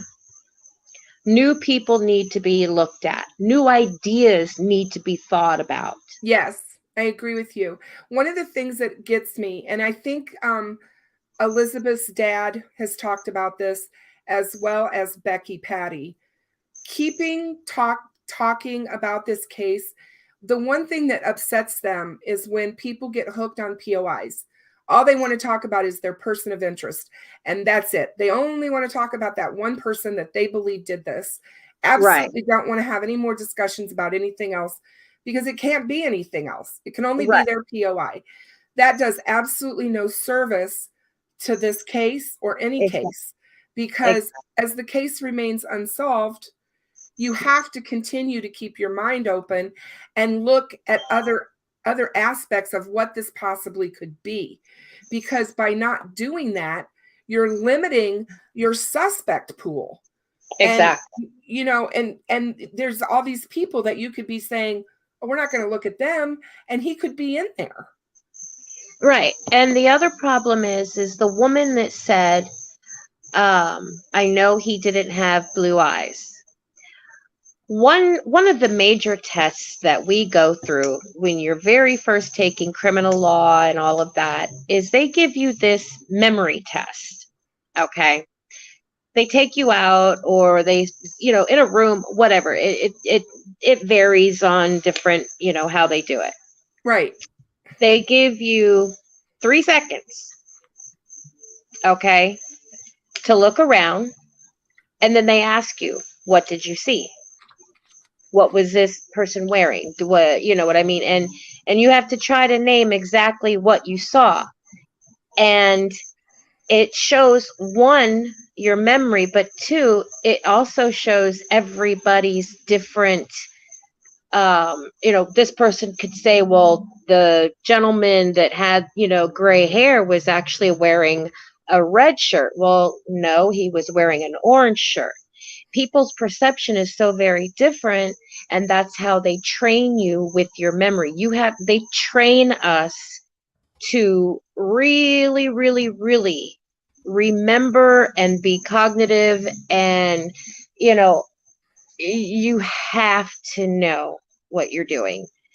And so when she said, I know he didn't have blue eyes, that means the conversation that she had with this man was long enough for her to notice he didn't have blue eyes, but it wasn't long enough for her to be able to tell law enforcement that, no, this wasn't him. With all the POIs that they bring together, she should be able to stand there and say, no, it wasn't him. No, it wasn't him. Right. Right. It, Agreed. it yeah, it just it so I'm questioning whether these witnesses are telling the truth, whether they're, wanting their 15 minutes of fame, Yep. whether they're, it's just It's weird. It's really weird. And the fact that people, I think what's funny to me in these cases are when we do talk about witnesses and eyewitnesses, people just jump on that like, man, that is just a true, tried and true a thing. We've got a witness, so this is an open and shut case. Eyewitness testimony is one of the worst kinds of testimony in any criminal trial. yeah, It's so hard because what we remember and by what we see is horrible. We're, right, we're not good at that as humans. right, We're not designed to do those things, and we right. don't remember well. You have to train your mind. Hmm. And that's what they do. They're constantly, we are constantly every day through school, through everything. I mean, you name it. We're training our minds throughout life. People Right, are training their minds. That's what, you know, for anybody to perform any type of function or service or what have you, your mind is being trained to be able to do this. Like, you know, right. so for her to be able to say he did not have blue eyes, she Right. was very up close and personal with this person. Yeah. So, you know, yes, okay, people say, well, blue eyes stick out. Mm, okay, but blue eyes and green eyes are the actual, uh, statistically speaking, they are more common than brown eyes. Okay, so for her to say that, then what she's saying is they didn't stick out. His eyes did not stick out. And but then, was he wearing glasses? You can't tell. You can't tell in the video whether he was wearing glasses. I'm going to throw it out there and say he was possibly wearing sunglasses. You know, um, Hmm. people see all kinds of things in the video that's not there. It really isn't. It's not there. Well, it goes back to everything regarding Delphi. I mean, when we talk about the Delphi case, we could spend an entire show talking about the things that people think they see when looking Right. at photographs, when people are looking at whatever. Pareidolia is a real thing. And Yes. when you look at something long enough, you can make yourself see what you want to see. Exactly. And that's, Ex- as kids, we did it on long car rides. We would look at the clouds and try to figure out what we saw in the clouds. right. And some people could see it and some people couldn't. Right. But that's what that is. That's pareidolia. And people don't seem to understand that. And it's the same with photographs or, Right. pictures where people are saying, can't you see the dolls and the teddy bears and all these other things that they claim to be out there in the woods that aren't there. Right. That's like when you're driving down the road and you see a water, like it looks like a puddle of water, but it's actually a mirage because the way the sun is hitting the asphalt and stuff like that. And when you get closer to it, you realize, oh, well, it's not water. And I remember as a kid, I kept asking my stepfather, why is there always puddles in the water and then they disappear? And he explained that to me. I think I was like 8. But because I thought, oh my gosh, something's weird, you know. And but so yeah, so what people see, I mean, 3 of us can go out and look at the same exact thing and describe it differently, or Yes. notice that there was something else that the other 2 didn't see. Yep. And And I've used the analogy for us women. We go to a baby shower or we go to a wedding shower of our friends or whatever, and they have the bride or they have the mother to be come into the room. She stands in the room and she's talking and doing all this stuff. And then they have her leave the room and you guys sit around for 5 or 10 minutes. Then they pull out a piece of paper and they tell you to describe what she was wearing. All these other, did she have on jewelry? What were her earrings? I mean, there's just all kinds of things they ask. Right. And none of us get it right. We all see completely different things. Right. Even down to her clothes. It's hilarious, exactly. But that's exactly all you have to do is test it that way. And you can see that we all see things differently. Okay, I see. Let's see. Where did she ask? Where is it? Oh, okay. Courtney asked, how do they have a sketch if no one saw them? When they do sketches, they have a list of different types of mustaches, different shapes, different thickness. They have your basic eyebrows, they have your basic face shapes. So when the person is describing and as the artist is sketching it out, that memory starts to come into play. So now, okay, we've got a typical jawline that's, well, it was a little bit wider than that, because now the person is starting to recall what they saw because it's being sketched out. And at that point, she can say, well, no, it was a little bit wider than that, so he'll make it wider. And yes, that looks more like it. And then, what kind of, so as they're sketching that out, that person starts to see what they saw come to life. And then they can go in and say, no, it was a little bit wider, or no, his eyes were closer. Well, his mustache wasn't really that thin or thick or whatever. So it's just, it recalls memory. And that's how they get a basic sketch. And that's why sketches are so close, but not a picture. Yes, exactly. And, they may have witnesses who saw people on the trails that day and they had them describe them. Right. The sketch that we're seeing and the sketches that we're seeing may not necessarily, in my opinion, be the guy on the bridge. I know law enforcement says it is, but I mean, I've often wondered, what if this was a person that someone saw and thought that was who it was? Because people do dress so similarly in Indiana. Right. It's those things are all possibilities. I only believe that we need to listen to law enforcement. I do.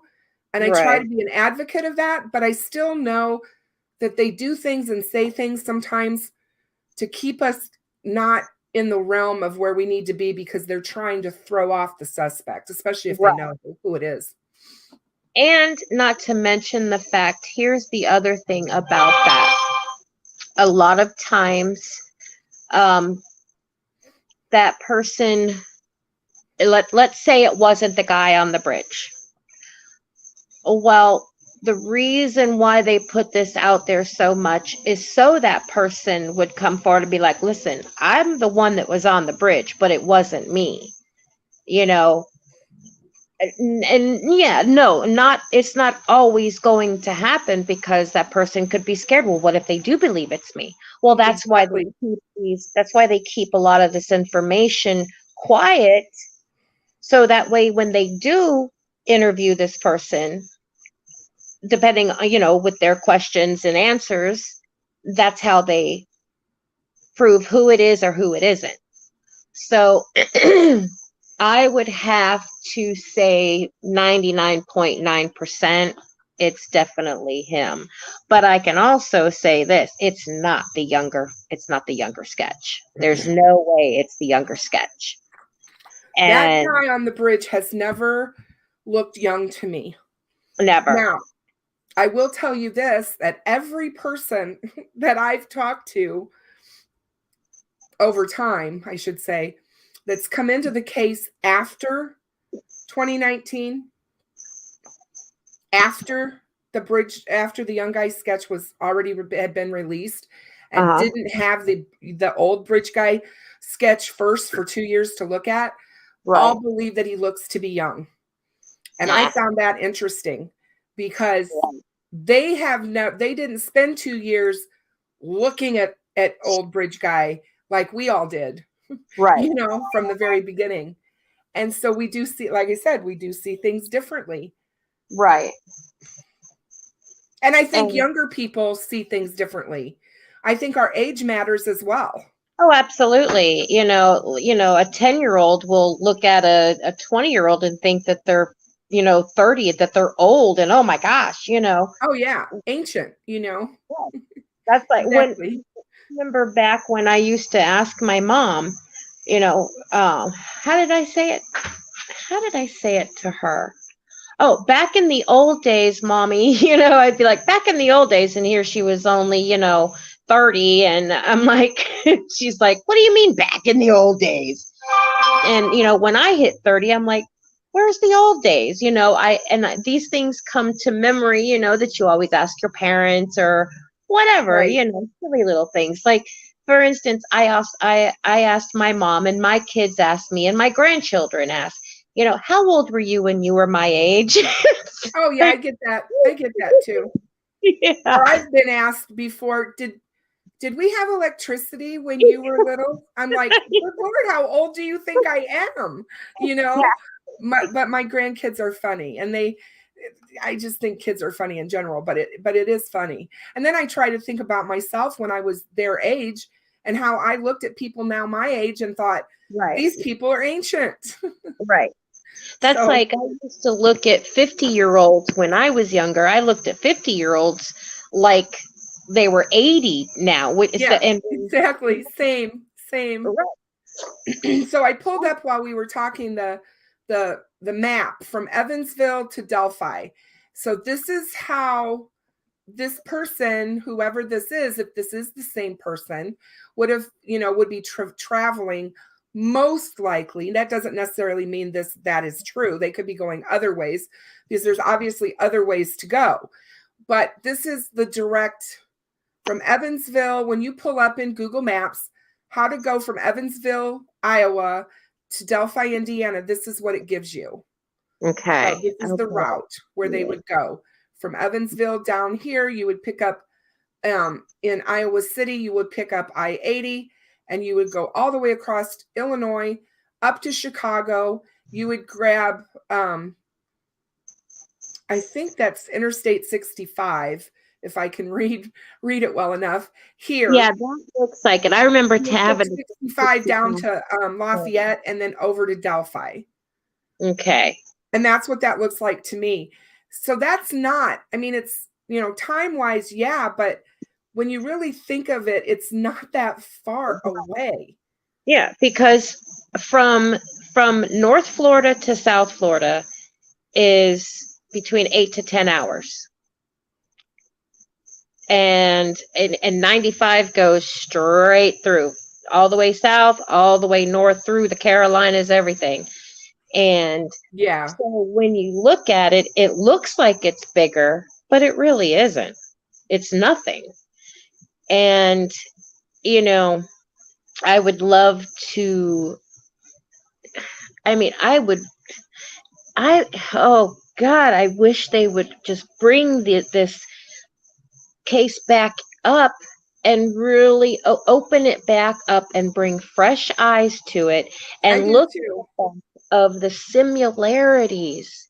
And it's just really bothered me that they've just completely closed it off and said, nope, the two cases aren't related. And I'm just like, so cut and dry, like, nope, absolutely not. And I'm like, now, granted, if they have their suspect for Delphi in their crosshairs and they've identified him and they know, maybe they've tried to vet that where he was for Elizabeth and Lyric, and maybe they figured out that he wasn't anywhere there.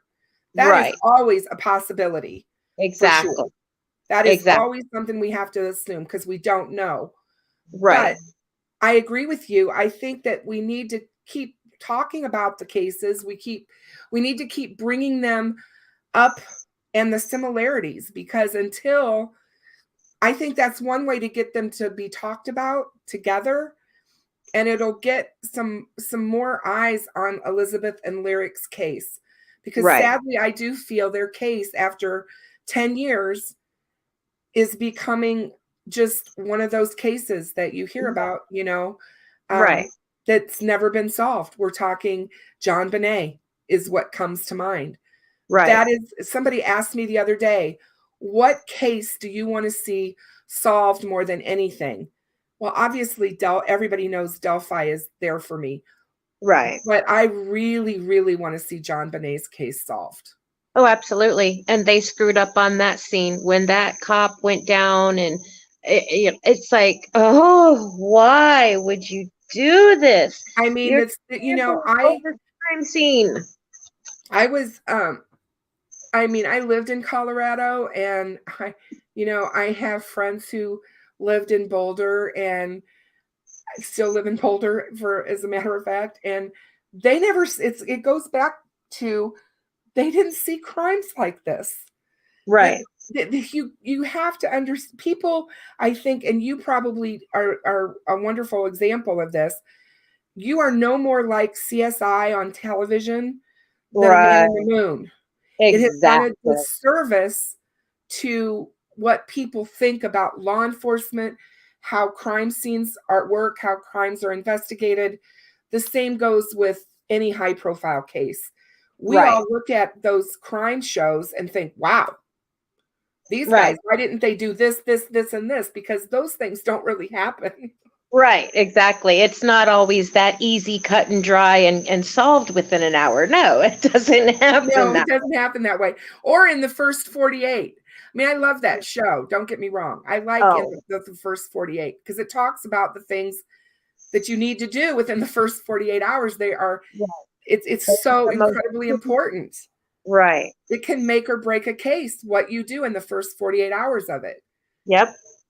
And, but yeah, people just don't understand. And there were so many mistakes made on her case. And I think it's because it was Christmas Day. People were gone.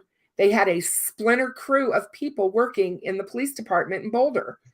Right. And it's sadly, I hate the fact that poor police officer keeps getting thrown under the bus. She cried out for help so many times that day. Right. Please, somebody come help me.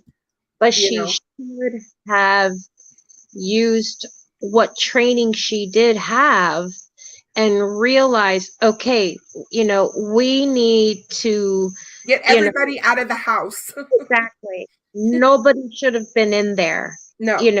Okay, everybody out. We'll talk outside. They needed to be interviewed individually, not sitting around talking and getting ideas from this person and that person. Da da da da da. You had the whole family. You had friends. You had neighbors, all sitting around discussing this whole situation, and then all of a sudden, she lets her father go downstairs, and that's when they found her. Okay, there's something not right about that. Something is not to me, right. that's just crazy. That was just crazy. That whole scenario of how that happened, all of it. And that's a case for another day, because we could jump in that all night about both feet and boots, and our waders on, because there's so many things to unpack that went wrong in her case.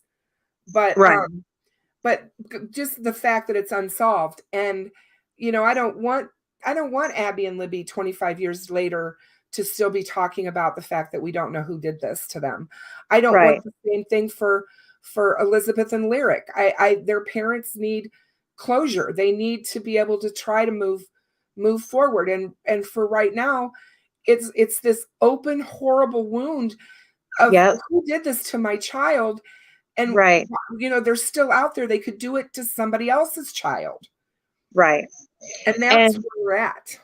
And that's where, when I was talking about them saying that Abby died on the 14th,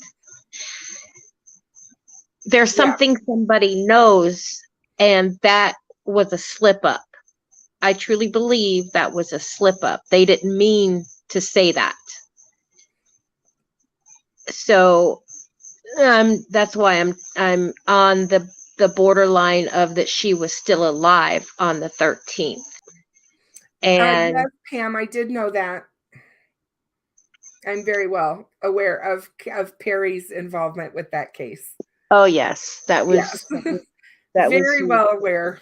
yeah. Perry's wonderful. He's done a lot of things. Oh yeah, he's amazing. He really is, and he's the kind of detective that I love to work with. Yeah. And I can because you see have, that. yeah, he's fantastic, and he's thorough, and he knows his shit.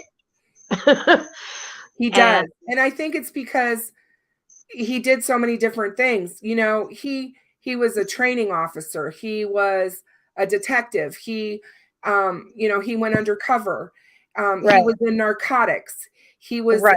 you know, he did, I'm sure, Vice. All of that falls Oh under yeah, under that. He was right, a police chief. I mean, he's been in law enforcement at so many different levels. He's seen so many things, right. and has a wide array of experience, in my Exactly, opinion. exactly. He's, you know, he's the type of detective, law enforcement of every which way, shape, or form that we look up to,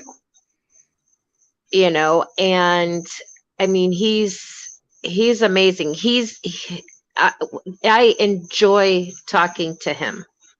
That's And wonderful. I'm really glad that I was able to get the two of you together talking, because I knew that you and he would have all kinds of things to talk about, especially with Mhm. Delphi. And Right. so I'm really, really, really glad.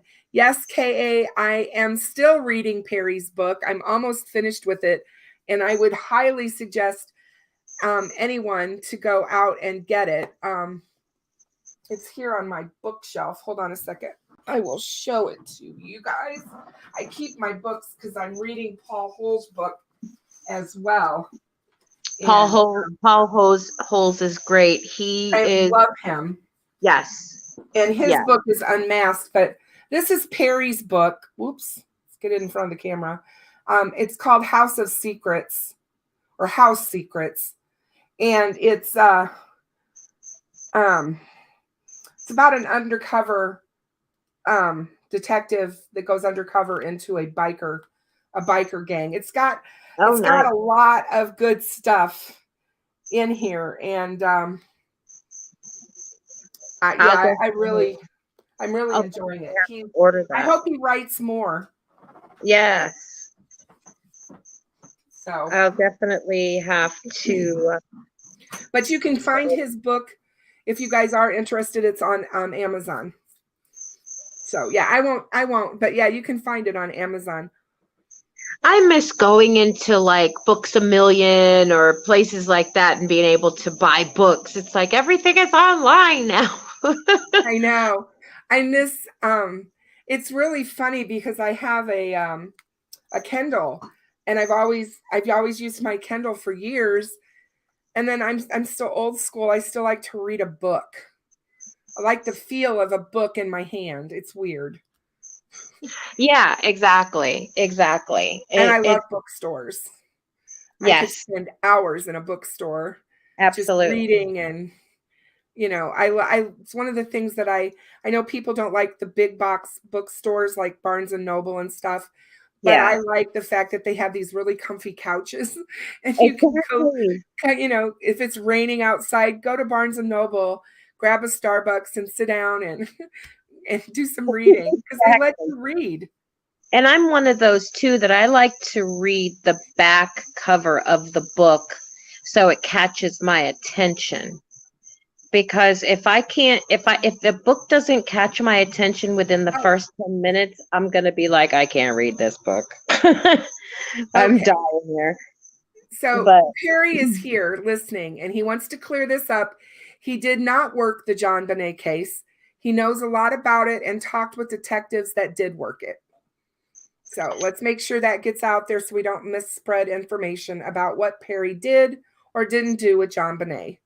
right. So he was in Colorado Springs at the time, and I know that he told me that they were supposed to go up and help out, but that his supervisor that day said that they needed to stay there because they had recent, I think, recent homicides in their own city.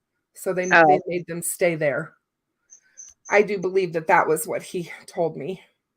But thanks, Perry, for clearing that up. Don't want to have any misinformation out there, and I'm glad you're still listening.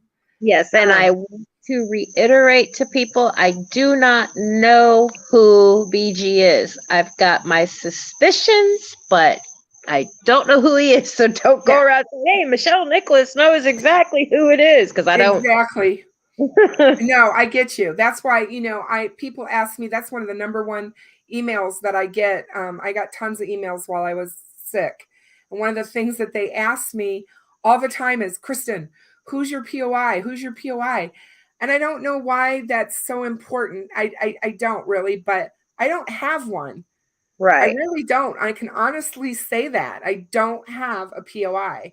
Right. I have people that kind of look interesting to me, but I don't have enough information to have a POI, in my opinion. Right. So, I mean, I might talk to people behind the scenes about people. Do you see what I mean? But I would never publicly bring about that conversation and say, oh, I think it's this guy, or, oh, I think it's this guy, because to me, that's not fair. We're all supposed to be innocent until proven guilty. So exactly. And then you've got all the rumors. Oh, he's got a puppy in his jacket. He's got a tablet in his pants. He's wearing an oxygen tank. I'm like, what? What are you people seeing? Mm-hmm. I know. Yeah. It's like, yeah. I don't know. Like I said, I don't know where some of this stuff comes from, but there's a lot of strange stories out there about Delphi and what people think happened or is happening or whatever. And it never ceases to amaze me. More and more come every day. So, and we're all entitled to our opinions. Right. I like to stick to the facts. I like to stick to what we know. Exactly. And it's okay to talk about things that we may not know and bounce that off of one another to a point. Right. So I agree with you, Maria. The whole puppy and the jacket thing just, I mean, I'm sorry, oh yeah, I took my puppy to the murder.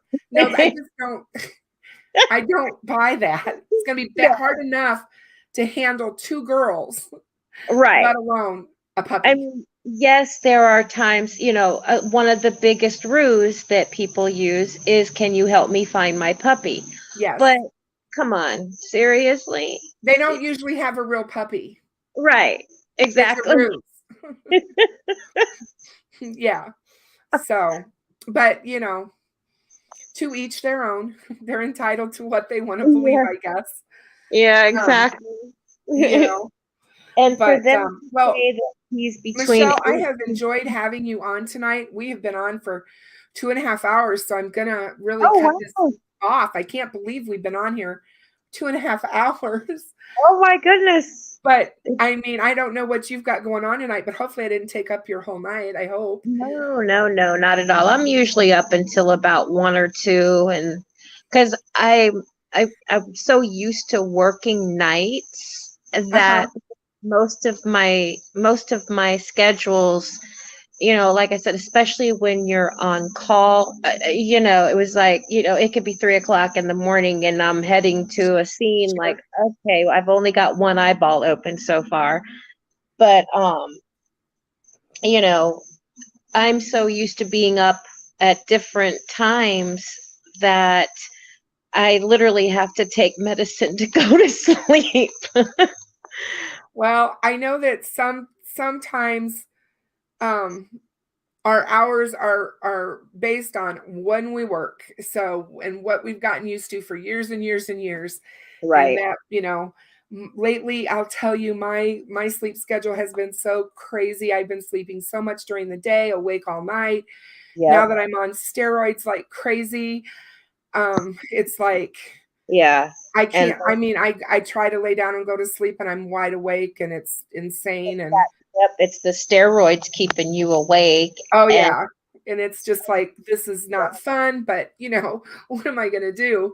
right. So, but I loved having you on. I'm so glad that you did come and talk to us because um you're, like I said, I just adore you. You already know that, and I think that you're a great person anyway, but I love that you have that expertise to bring to the table when we have these conversations. Thank And you. True Crime Web said it best. What a great asset you are to my channel, and you are. I mean, I Thank you. just can't say enough about you. I just love you. So, Thank you. I love you you do so too. much great work. You help keep my chat going. And you and Jennifer are very special people, and you're special to me, and you know that. So, Thank you, as well as you are, and I mean, your channel is growing and it's going to continue to grow because you are one creator that stays with the facts. You're kind to people, you don't call people names, and you bring cases alive that nobody's thought about, you know. And I love the fact how you went over how, courts go, how investigations go, because a lot of people don't know that. You went over how crime scenes are done because a lot of people don't know how they're done. nope. And so, I you, appreciate that.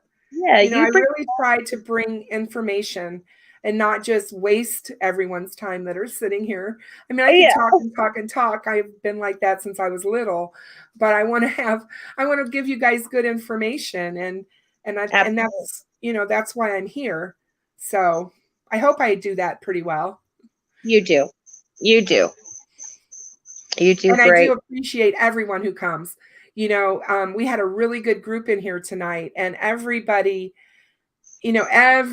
loves you. And I think that, they're really, really happy. So we're going to have you on again. We're going to have to talk again. So Yes, wonderful. And I don't love, worry. I love the I'll bring you and Jennifer on and Maria, because Maria's got some really good insights as well. And so does Jennifer. uh-huh, And yeah. I listened to her live that she did, Monsters Under the Bed. Or Yes. is it Monsters Under the Bed? Monsters under the, yes. Yeah. And she did a great job on his show Yes, talking she did. about stuff. So I like the fact that I have mods that are good at that. So, Right. you know, might as well have you on. Oh, Carrie, you Absolutely. are so nice. You guys are so nice to me. My voice is still crazy, Nah, especially you still sound beautiful. after talking all night. I can hear it in my voice, but it's like, what are you going to do? Make I sure want to you be here. I want to see you guys. So drink some hot tea with lemon and honey. that's what I'm going to do before I go to bed. And then I'll do a breathing treatment so I don't cough all Yeah, night. yeah, definitely. But I do appreciate it, Michelle. Thank you so much for coming.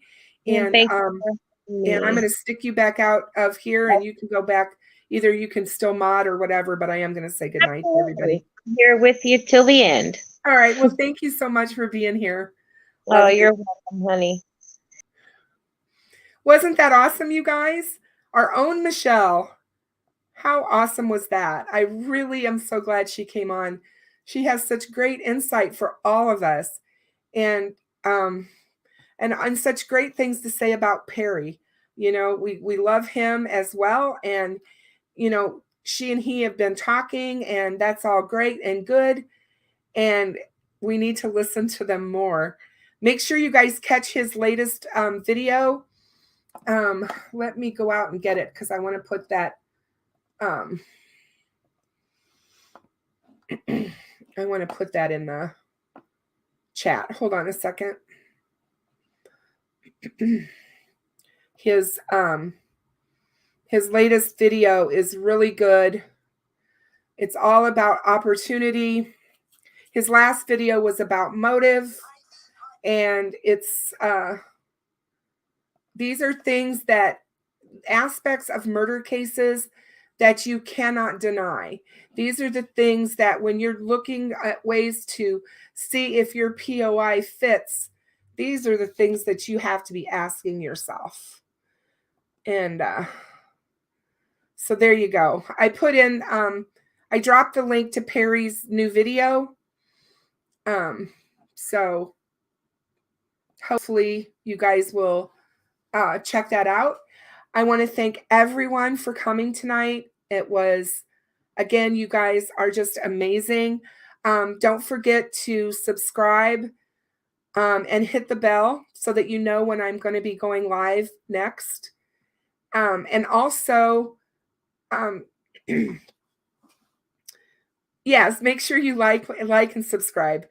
Oh, Lisa, that's wonderful. If you found one, Lisa, will you email that to me? I would certainly appreciate it. Hold on a second and I'll drop the email in there for you. Because, oh, Anne, you're so wonderful. Thank you so much. She says that this is about the only true crime channel she's still subscribed to. All the others get so strident, it's impossible to have a civil discourse. I really try hard in here to keep it to where we can all discuss things and people can have different opinions and still we can be respectful of one another. As long as you follow the channel's rules, we will never have any issues in here. So, oh,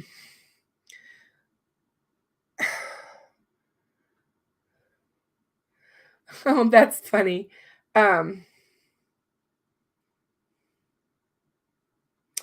True Crime Web, you are so nice. Thank you.